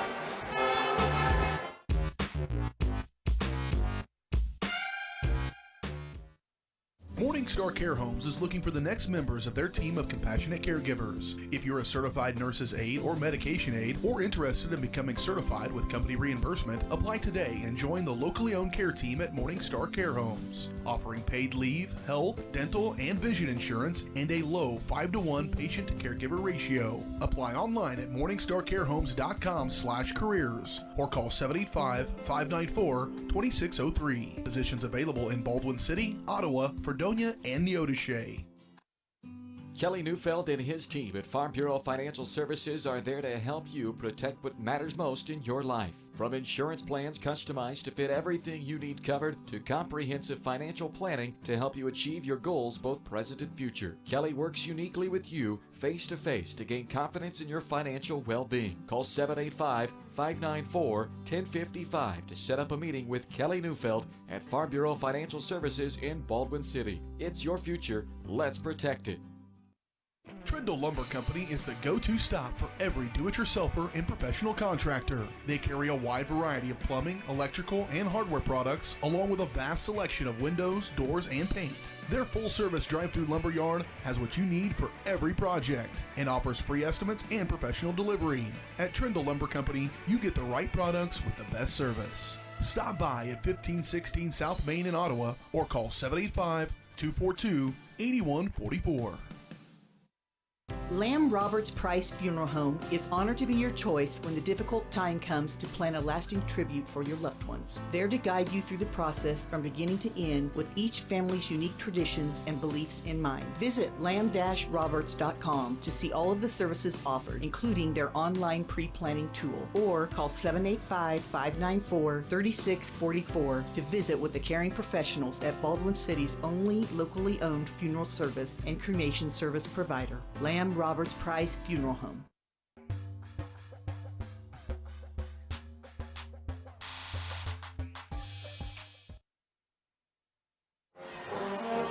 Welcome to the Farm Bureau Financial Services halftime show. 29-21 Baldwin at the break. Halftime show brought to you by your Farm Bureau Financial Service agent in Baldwin City. That is Kelly Neufeld. More than just insurance coverage, they offer insurance, investment, and wealth management needs for you, and go see them in downtown Baldwin City to sit down and discuss your financial well-being and how Farm Bureau Financial Services can be there to help. It's Kelly Neufeld and Farm Bureau in Baldwin City. 29-21, our halftime score, and for a first half that Baldwin got absolutely dominated on the glass. They're a minus 12 right now rebounding in that first half. Typically that's a bad thing when you're a minus 12, and it's not a good thing, but they've overcome it thanks to a couple of things. Some timely buckets on the offensive end, and the pesky defense of Caleb Carr has helped force 10 turnovers out of Prairie View. And to counteract the minus 12 rebounding, Baldwin a +9 in the turnover differential right now. Yeah, I mean, turnovers, that's been the big key. That last 4 minutes of the first half was the Caleb Carr show defensively. It was incredible, but overall I thought everybody's played pretty well for Baldwin. I thought Mahaffey's played pretty well. He's gotten to the line a couple of times, gotten into the lane, gotten a couple of those mid-range jumpers that he likes. And then, of course, Grossner, he's playing one of his better games of the year, hit a couple of threes there early and really got it going. So be interested to see the second half how it goes. Hopefully Baldwin can continue to play this pressure defense that has really bothered Prairie View, and it's been able to get them out 8-point lead here out in front. And have to do it without fouling. They were able to do that in the first half. Only committed 5 fouls despite that pressure, but 2 of those were committed by Carr and 2 of those by Darnell. So even though there's not a bunch of team fouls, you've got 2 pretty critical guys with 2 fouls, and Darnell statistically was pretty quiet in that first half because of those 2 fouls. And we saw when he had to go out of the game, not that Walker wasn't already doing a good job on the glass, but he even stepped up to a different level on the offensive boards once Darnell went out. So even though the team numbers didn't pile up in that first half foul-wise, 2 guys personal foul-wise going to have to watch in this second half because they need those guys on the floor. Yeah, absolutely, and you can absolutely tell why Caden Walker is so good. He averages a double-double, like you said. He's incredible on the glass. It's hard to keep off of that. So, yeah, we're going to have to try to do a little better job on the glass in the second half. But, yeah, honestly, guys like Walker, they're going to get theirs, and you just got to try to get yours and see how it goes. Walker already just 1 bucket shy of his 10th double-double of the year. 8 points, 11 rebounds in the first half for Caden Walker. We'll look at the rest of those first half numbers for you right after this word from our halftime sponsor, Farm Bureau Financial Services.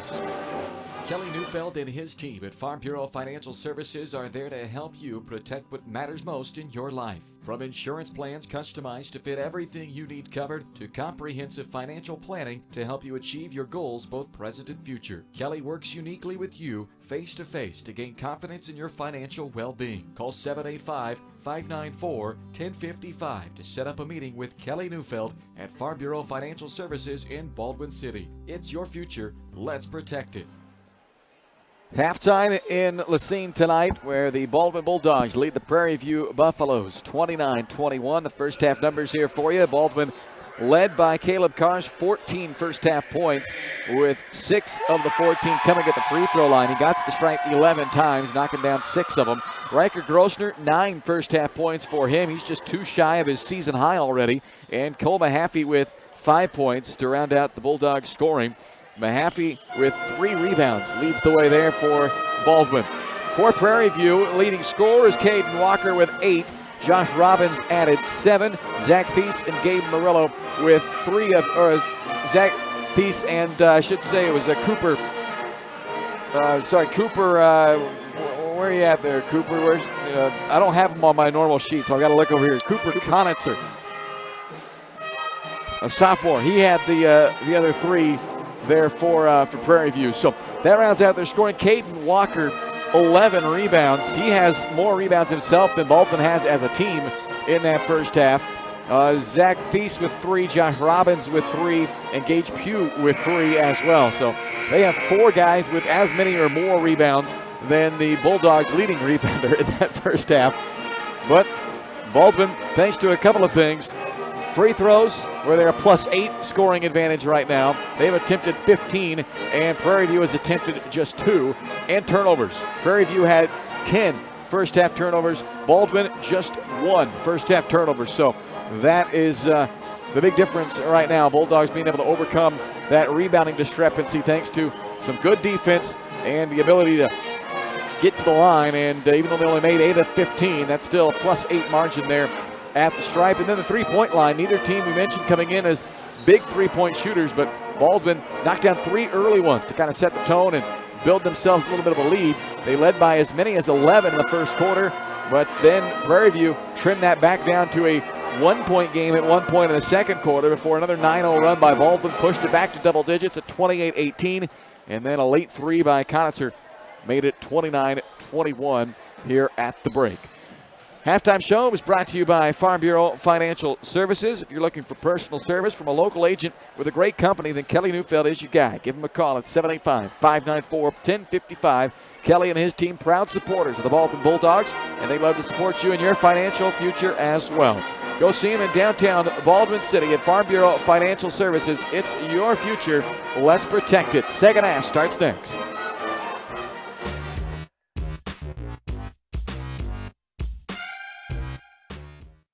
At Baldwin State Bank, we love being part of the community we serve. Our roots run deep in Baldwin City, and our commitment runs deeper. Whether it's that dream house you can't wait to call home, or the trust of your personal finances, both present and future, we're here to serve you, our customers, our neighbors.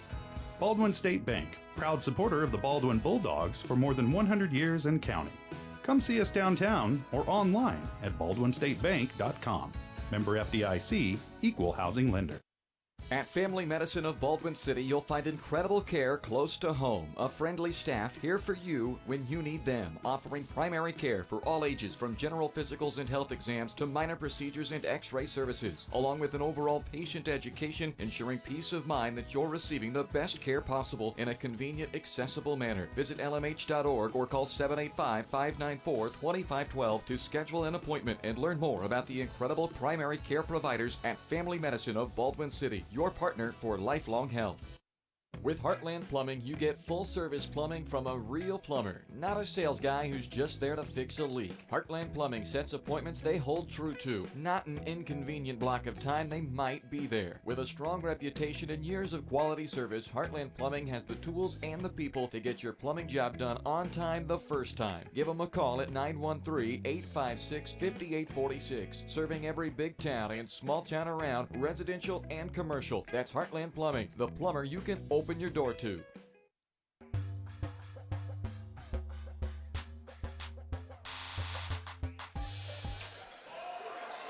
Oh, we start the second half, 29-21. Baldwin on top of Prairie View. And a Bulldog foul committed on the opening possession of the second half.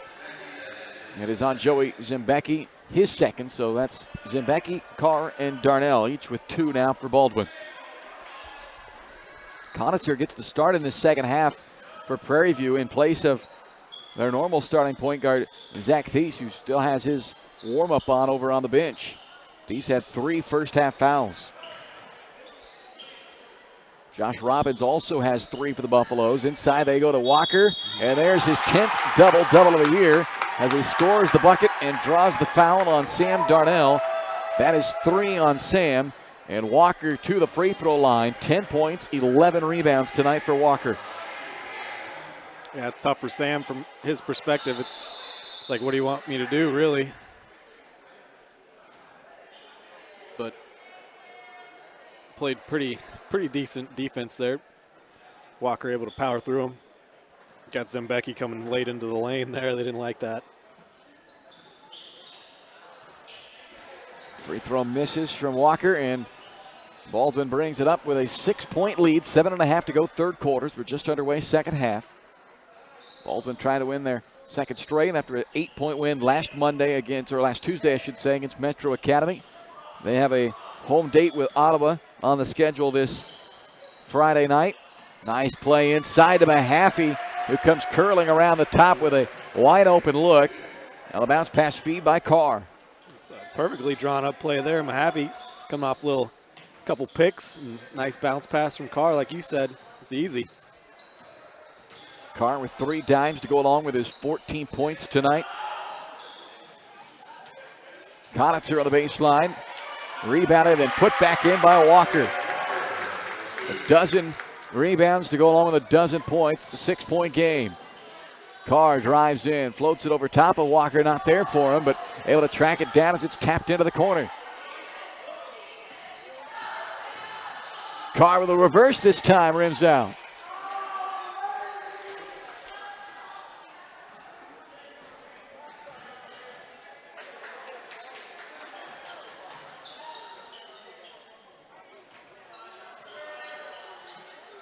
Murillo up top, Conitzer, and away for the ball. A foul is called against Baldwin. It is on Darnell, who has picked up his 4th. That's not good, obviously. But once again, it's like, another tough foul call on Darnell. He's just trying to bang battle in there. Caden Walker's such a big guy. So Braden Statham replaces Darnell. And now it's Mahaffey down low trying to contend with Walker, and it's Zimbecki who rakes it out of there. Up to Grossner. And Grossner with 11, third time this year into double figures, matching a season high to put Baldwin up 33-25 with 5:48 left to play in the third. Be some really big minutes from Statham here, probably the biggest he's played all year. Pugh's 3 off of the mark. Carr the rebound, has Grossner out ahead of the pack, lobs it out to him, and Riker with an easy lay-in. Timeout, Prairie View. Baldwin back up by double figures at 35-25 and 5:32 left to play in the third quarter. Timeout on the floor. We'll tell you about Rice Precision Manufacturing, a family-owned company in Baldwin City that specializes in CNC machining and the fabrication of parts, components, and assemblies for a wide range of industries. If you have a manufacturing project that you need assistance with, give the sales team a shout with an email to sales@riceprecision.com, and they may be able to help you figure it all out there. Rice Precision Manufacturing is always looking to add to their great team as well. If you're in search of your next career opportunity, send them an email at jobs@riceprecision.com. 10-point Baldwin lead, 5.5 to go, third quarter. Ooh, Zembecki nearly came up with that steal. Now Carr guarding Robbins. Entry pass to Walker, lost it, stayed in the steal, out to Carr, and the Bulldogs on the attack again. Grossner from the corner fires away. Backside rebound to Zembecki.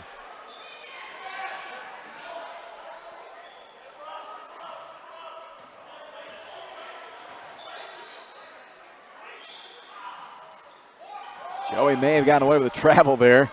Now Mahaffey from the corner. And another backside board for Zembecki. Joey from the corner is short.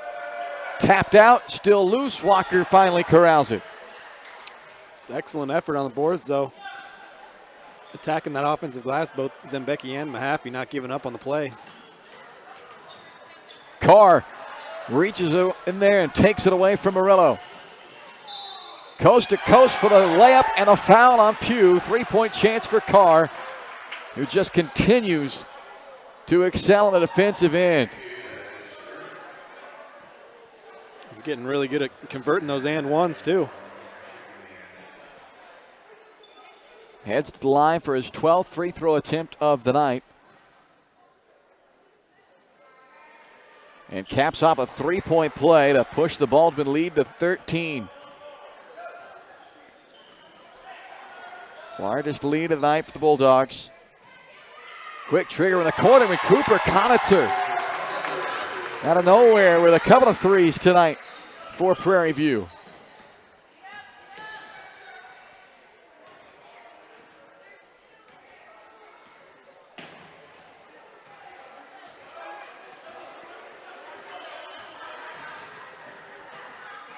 Carr just dribbles it all the way through. Now in a big circle, back out to Mahaffey, drew all the attention. Mahaffey got a good look, but it's not there for him. Caden Walker pulls down his 15th rebound of the game. I have no idea how Carr has all this energy to just do that the entire game. He never tires. It's incredible.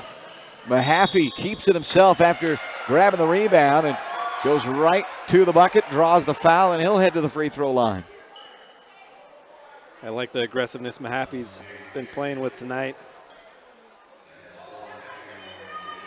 Cole coming off of a double-double against Metro Academy in the win last Tuesday. It was his 5th double-double of the year. 21 points, 13 rebounds. He's been held to a modest number tonight. 7 points, 4 boards so far for Mahaffey as Englert and Torres come back in for Baldwin.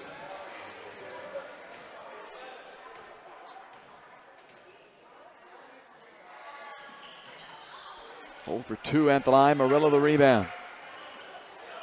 38-28 Baldwin. 3:23 to go, third quarter.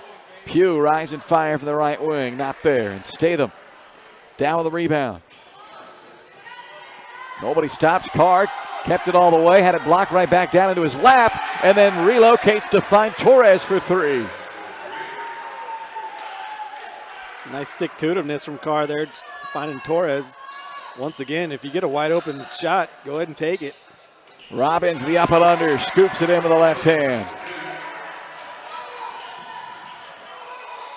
Pulls up, 8 feet out, and it's on the money for Caleb Carr, who has 19 to go along with 5 assists tonight.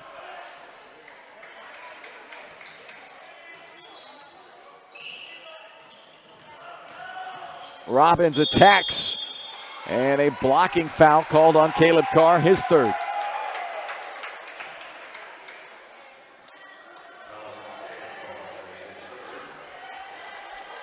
Free throws for Josh Robbins. The only player, I checked that, I guess they had what Walker went to the line once, but Robbins his 3rd and now 4th attempt coming up.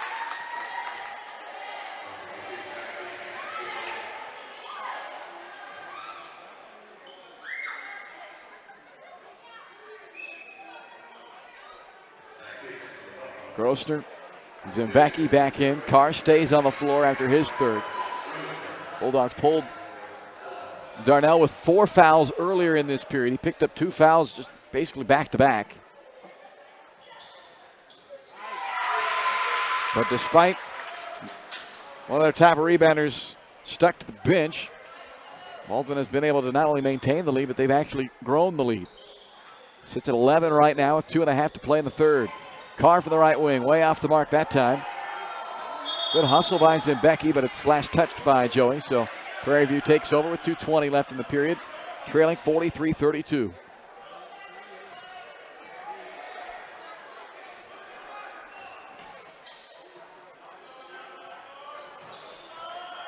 Robbins, quick spin to the baseline.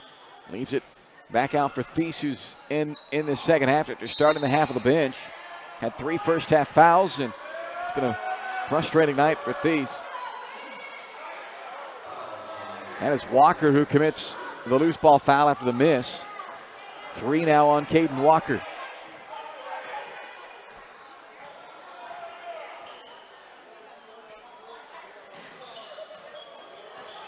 Almost a 4th there. Walker dangerously reaching in, and Carr trying to sell it.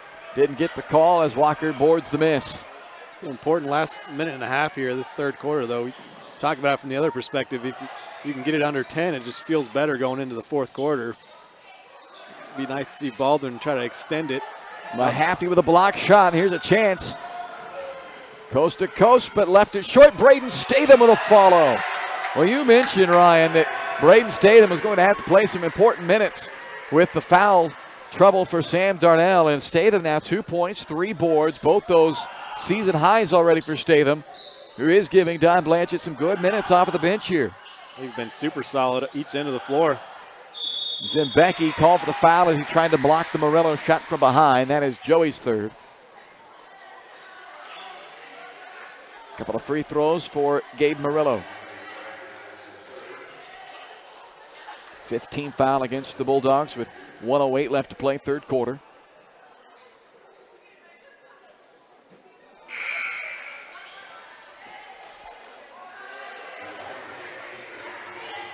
Caden Englert back in, replacing Zembecki.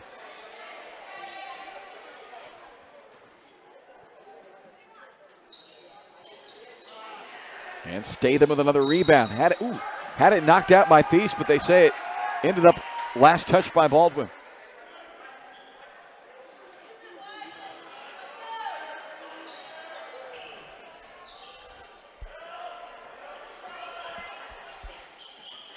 Lob underneath, Walker, and scores it over top of Mahaffey. 45-34. Under a minute to play in the third.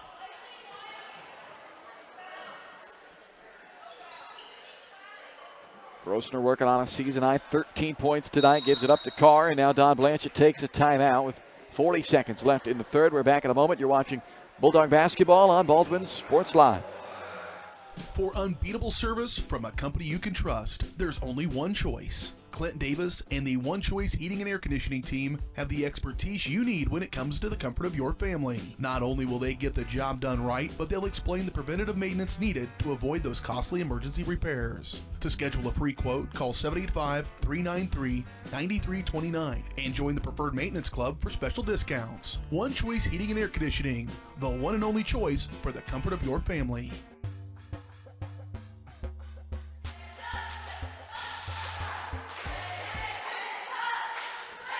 Baldwin with a 45-34 lead on top of the Prairie View Buffaloes with just 40 seconds remaining in the third quarter. Don't forget, Bulldog fans, you can get the big highlight play sent right to your phone. When the big play happens, text Baldwin to 816-406-0051. Baldwin Sports Live has partnered with Easy Relic to provide our viewers the opportunity to catch every big play from every big game. They'll send you a clip the last 20 seconds from the broadcast when you send the text Baldwin to 816-406-0051 right to your cell phone. Oh no, Baldwin on the inbound, and I think there might have been a whistle from the official, so they're going to reset things, I believe, in throw this in. Grosvenor thought they were playing, and then the official blew the whistle and drew the attention of Statham, or did he say something to Statham? Well, what happened is he gave him the ball like this, and then another official blew his whistle, I think, and then so everybody stopped. Yeah, just confusion all around. Yeah. But we get it corrected, and now missed by Carr. A putback try by Mahaffey. Jump ball called then after another pull down by Mahaffey, and it looks like it'll stay with Baldwin.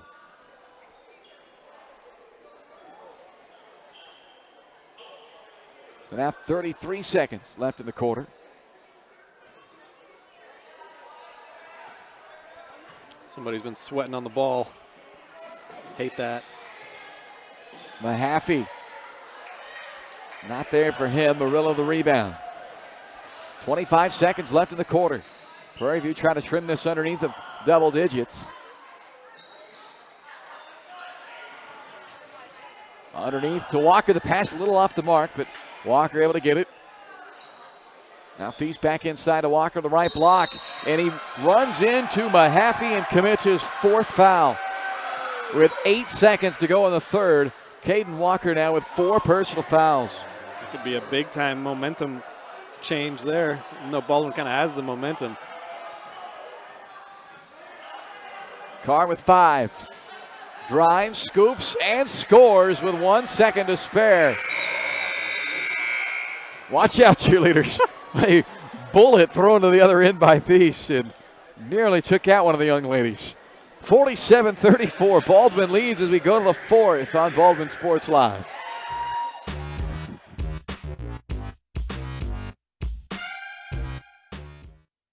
State Farm Insurance Agent Cody Anno is ready to be there for you every step of the way. From starting policies out to the day disaster strikes, Cody and his team are ready to help. Cody strives to be different, doing things the other people don't and other agencies won't, helping more people in more ways. That's Cody Anno State Farm. Call 785-594-0270 or stop by at 208 Baker Street for a cup of coffee and a free quote for your auto, home, or life insurance with Cody Anno, your local State Farm insurance agent in Baldwin City.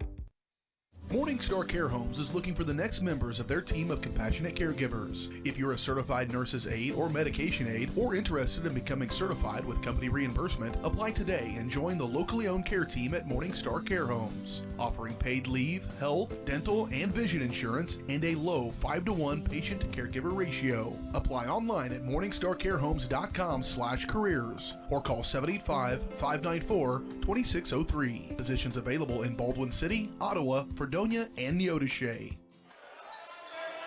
Start of the 4th quarter from Prairie View High School tonight. It is a 47-34 Bulldog lead and a Bulldog turnover forced. Carr dove in to get it, now gets it back from Grosvenor. Faked the pass to Mahaffey, but didn't have enough on it. Couldn't get that laid up and in. Robbins the rebound, back comes Prairie View. Robbins, not there for him. Englert taps it to Carr, back come the Bulldogs. Caleb, underhand dish to Grosvenor in the corner. 3-pointer off the mark, but then Walker, one of the very few times that he hasn't been sure-handed on the glass, he lost it out of bounds. It stays with Baldwin with 7:24 to play in the 4th, and the Bulldogs up by 13. Yeah, Walker's been kind of frustrated in the second half. He got Darnell to pick up that 4th foul, and since then, hasn't been much of a factor. And now playing with 4 fouls as Englert gets the inbound from Mahaffey and scores. Well, that is now 7 points off of the bench in this game for Baldwin, a team that averages less than 3 a game from their bench. Zach Thies knocks down a 3 from straight on. Looking for the answer to Englert out of the corner, not there, but Grosvenor with an offensive board. He is fouled on the putback try as Zach Thies picks up his 4th. Just another excellent job on the backside boards there for Grosvenor, not giving up on the play. Well, they have flipped the script a little bit on the glass. The first half they were dominated on the boards, but they have more than held their own in this second half. It's been a lot of effort too on the both ends, but especially the offensive end. When that shot goes up, you have to assume that it's going to miss. Get in there, get the rebound. And another offensive board. Mahaffey takes full advantage of the extra chance. 52-37, Baldwin. Offensive foul on Thies. He is fouled out of the game with his 5th, and it comes as part of their 15th turnover of the game. And it's Caleb Carr who once again is right in there to force the frustration play. I was going to say that's just a game full of frustration right there. That's what Thies picked up his last foul. They're just kind of running over Caleb Carr. That's what he can make you want to do sometimes, I feel like, if you're playing against him. 15-point Baldwin lead, looking for more. Inside Mahaffey, triple teamed, shoots over top of the triple team, and last touch by Mahaffey. So Prairie View takes over down 15 with 6:39 to go. I've just seen such a difference in the half-court offense execution tonight. Everyone's being aggressive. Everyone's looking to score right when they get the ball, and if they get stopped, they can give it over to an open teammate. It's been much better than we've seen in the last few weeks. Robbins misfires on a 3, one-hand pass all the way up the floor to Grossner. Englert shuffles it to Mahaffey, and they share it for 2. 54-37. Baldwin was a minus 12 on the glass in the first half. They're a plus 7 on the glass now in the second half. Timeout is given to Prairie View as Gage Pugh is able to secure it down on the floor. They get the timeout. And with 6:02 left to play, it is trouble zone time for Prairie View. Now down 17. Baldwin has really taken control of the game in the second half, and couple that with the foul trouble that Prairie View is in right now. It's kind of taken some of the aggressiveness out of the Buffaloes. The frustration has started to mount a little bit, and the Bulldogs, this is kind of that blood in the water moment for them. Absolutely. You can just kind of see the heads from the Prairie View players starting to drop a little bit. They can sense this one's kind of getting out of control a little bit. Now up 17 is Baldwin. Baldwin City Chamber of Commerce wants to enlist your help. If you're an artist and you want to be the next downtown mural artist, then let the chamber know. They are taking applications for the new downtown mural project in the Baldwin City Chamber office. Call 785-594-3200 or email director@baldwincitychamber.com to submit your application for the project. Applications accepted through March 7th. 17-point Baldwin lead with 6 minutes to go. The new unis tonight for Baldwin, and the results have been favorable to this point. Pugh out of the corner, missed a 3, and Grossner the rebound. Zembecki for the block, drawing a lot of attention. Relocates to Grossner, the 3 off. Darnell back in there, trying to tap that ball out to the perimeter, and Carr goes flying into the bleachers. He's okay.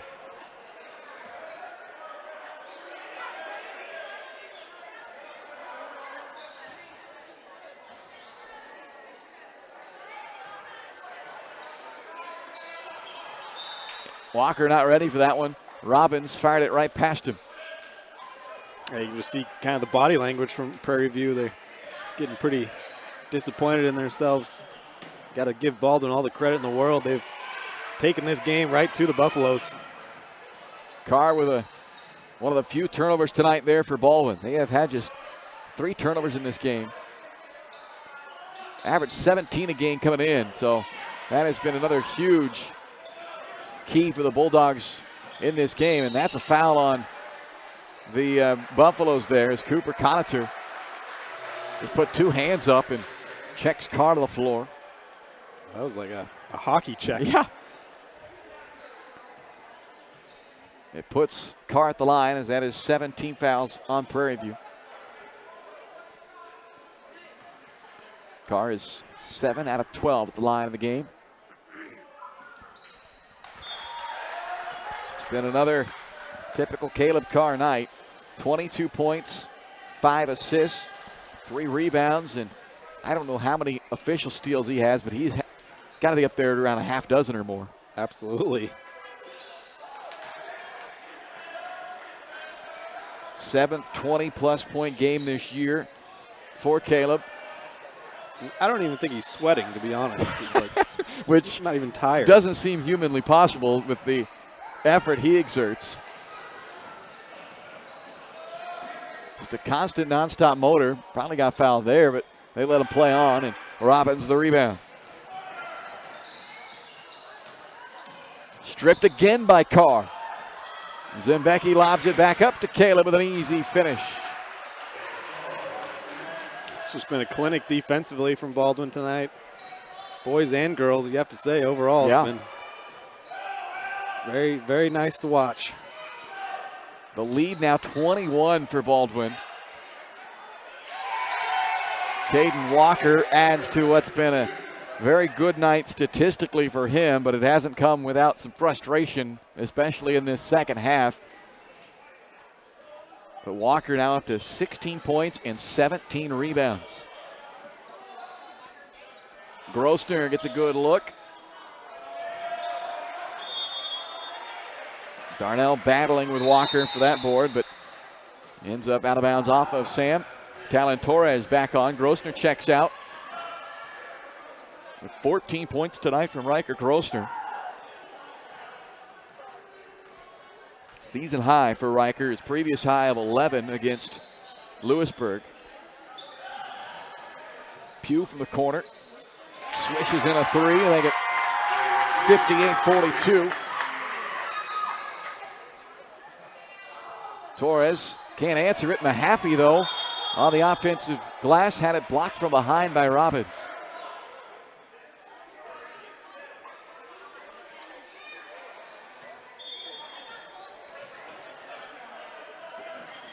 Zembecki's wide open once again. They run that inbound play underneath the basket. Those baseline under basket inbounds have been very efficient for the Bulldogs tonight and all season for that matter. 3:20 to go, and the Bulldog lead is 18.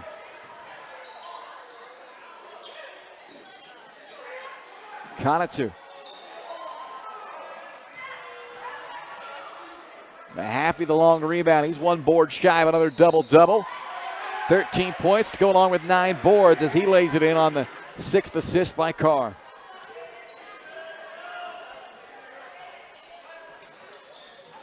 Carr with another steal. Now, I don't have his steal number, but he may be pushing a double-double based on steals tonight. I was just going to say it's got to be getting close to 10. And what'd you say? He's got 6 assists as well? 6 assists, 4 rebounds, 27 points.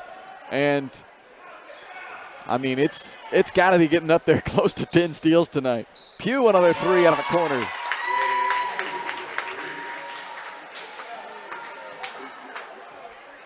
I typically don't keep the individual steal number because usually you don't have anybody that gets to the category or the territory of putting up 10 steals in a game, so it usually doesn't factor into that double-double accounting as Mahaffey gets another rebound and 2 more points, so he secures his 6th double-double of the year. Only bad part about that whole exchange is Darnell may have rolled an ankle a little bit. He comes up a bit gimpy and will check out with 2:02 to go. Braden Statham back in for him. Grosner also and Englert as well check in. And for Prairie View, they will go wholesale changes. Justin Fleer checks in for the first time along with Hunter Dunn. And then the 3 seniors here on their senior night that all played early on are back in there with Joshua Martin, Xavier Casper, and Alejandro Magana.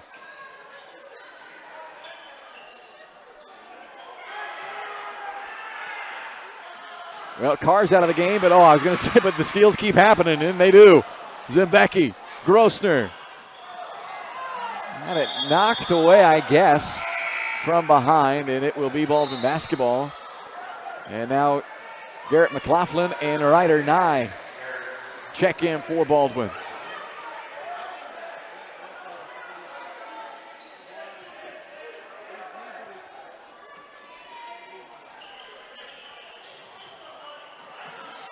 I'll be interested to see once Coach Carr gets the official stats up from this game tomorrow or the day after what that final line will look like for Caleb Carr tonight. It's going to be pretty good. Caden Englert now heads to the free throw line after the foul on Fleer. Yeah, it's. I mean, I don't blame you for not keeping the steals. Mere mortals get like maybe 1 or 2 steals a game, you know. Right. I mean, to keep the team, turnover tallies and whatnot. But as far as the individual steal numbers, it's very, very rarely is that individual number a complete storyline of itself. But with Carr, it can be, and tonight it has been. He has. Wow, that is a logo ball from the parking lot. Freshman Justin Fleer. Nothing but bottoms on that one. Whew. Travel called on Englert. Oh, they call Englert for a foul there, clearing some space. Or an illegal screen, perhaps. Be honest, I was looking down. They called it on Ryder Nye, a foul on him. 53 seconds. Fleer going to do it again? Yep. Yeah, well. It's worth a try. Might as well. Heat check. He thought about it too long. That was the problem. Yeah. You could tell he wanted to the whole time as he was dribbling it up there to that circle. He should have just pulled the trigger right away and don't think about it too much. Now Fleer jumps in for a steal and lays it in. 66-50, final 30 seconds. And that time Fleer, a little too much contact, picks up a foul.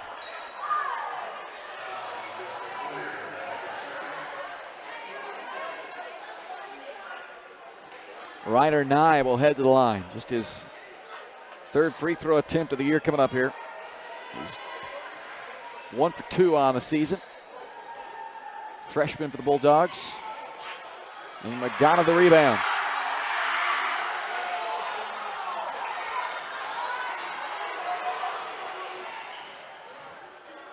Magana lets it fly. Banks it in! This place blew its top.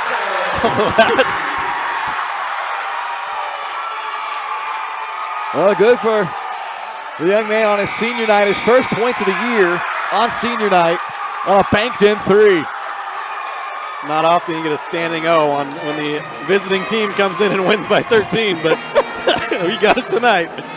Well, good for those young guys knocking down some big shots here. They'll remember those moments, but in the end, Baldwin's going to remember the result tonight. 66-53, the Bulldogs. 8-9 of the year, they improve with a 13-point road victory in Lacine tonight. We're back to wrap it all up in the postgame right after this on Baldwin Sports Live.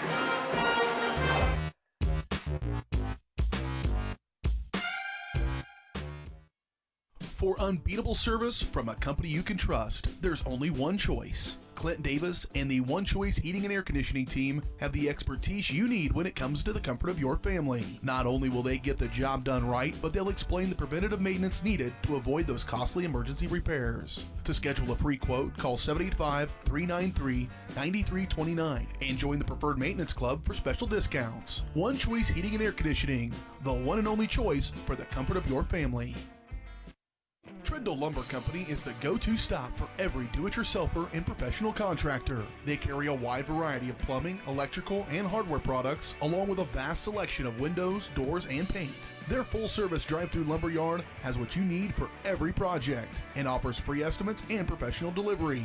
At Trindle Lumber Company, you get the right products with the best service. Stop by at 1516 South Main in Ottawa or call 785-242-8144. Lamb Roberts Price Funeral Home is honored to be your choice when the difficult time comes to plan a lasting tribute for your loved ones. There to guide you through the process from beginning to end with each family's unique traditions and beliefs in mind. Visit lamb-roberts.com to see all of the services offered, including their online pre-planning tool, or call 785-594-3644 to visit with the caring professionals at Baldwin City's only locally owned funeral service and cremation service provider. Lamb Roberts Price Funeral Home.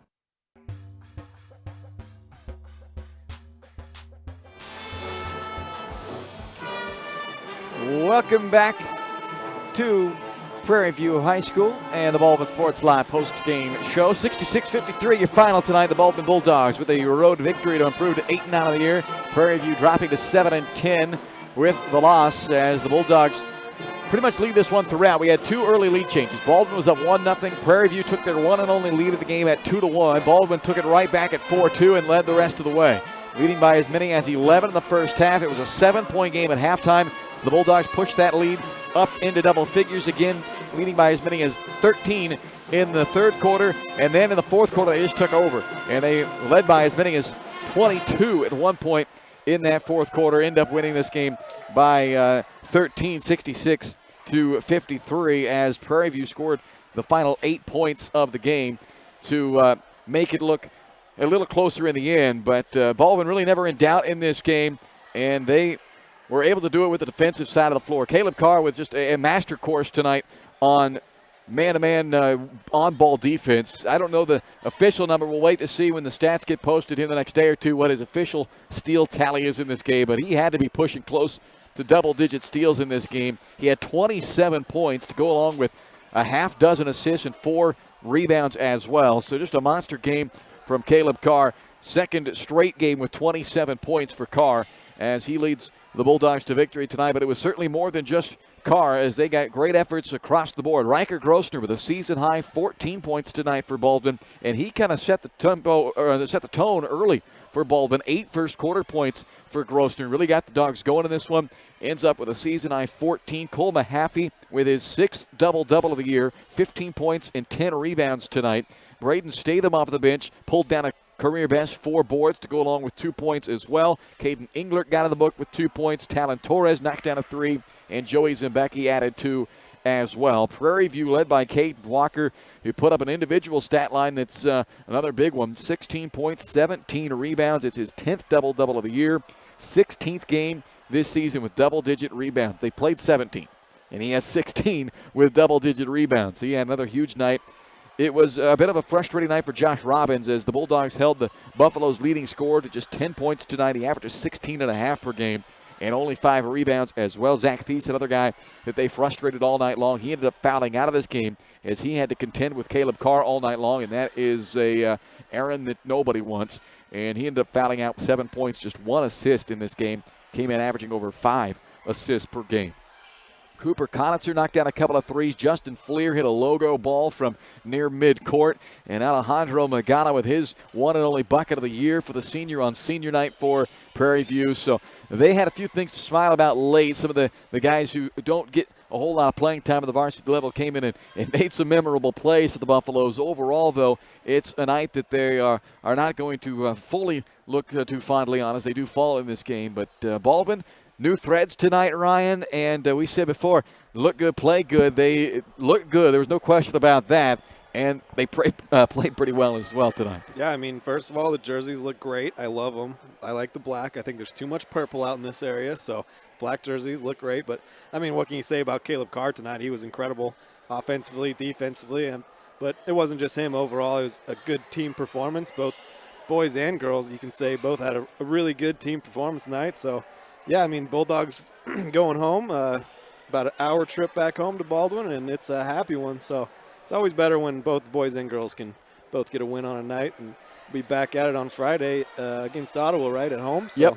Yep, no doubt. 41-31 win earlier tonight for the Baldwin girls, and a 66-53 victory for the Baldwin boys to cap off the night.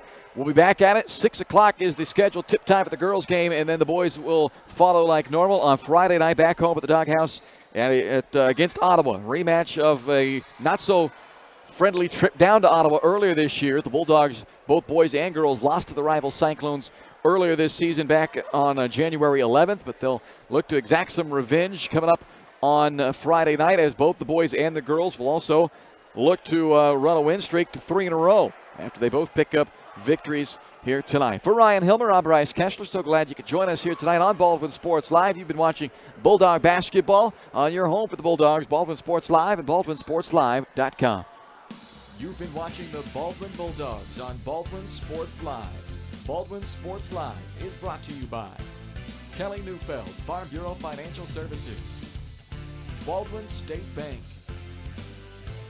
Heartland Plumbing, Family Medicine of Baldwin City, Morning Star Care Homes, Trindle Lumber Company, State Farm Agent Cody Anno, One Choice Heating and Air Conditioning, Lamb Roberts Price Funeral Home, Rice Precision Manufacturing, Baldwin City Recreation Commission, Elite Chiropractic, the Lumberyard Arts Center, and by the Baldwin City Chamber of Commerce. Visit BaldwinSportsLive.com for the schedule of upcoming broadcasts on your home for the Baldwin Bulldogs.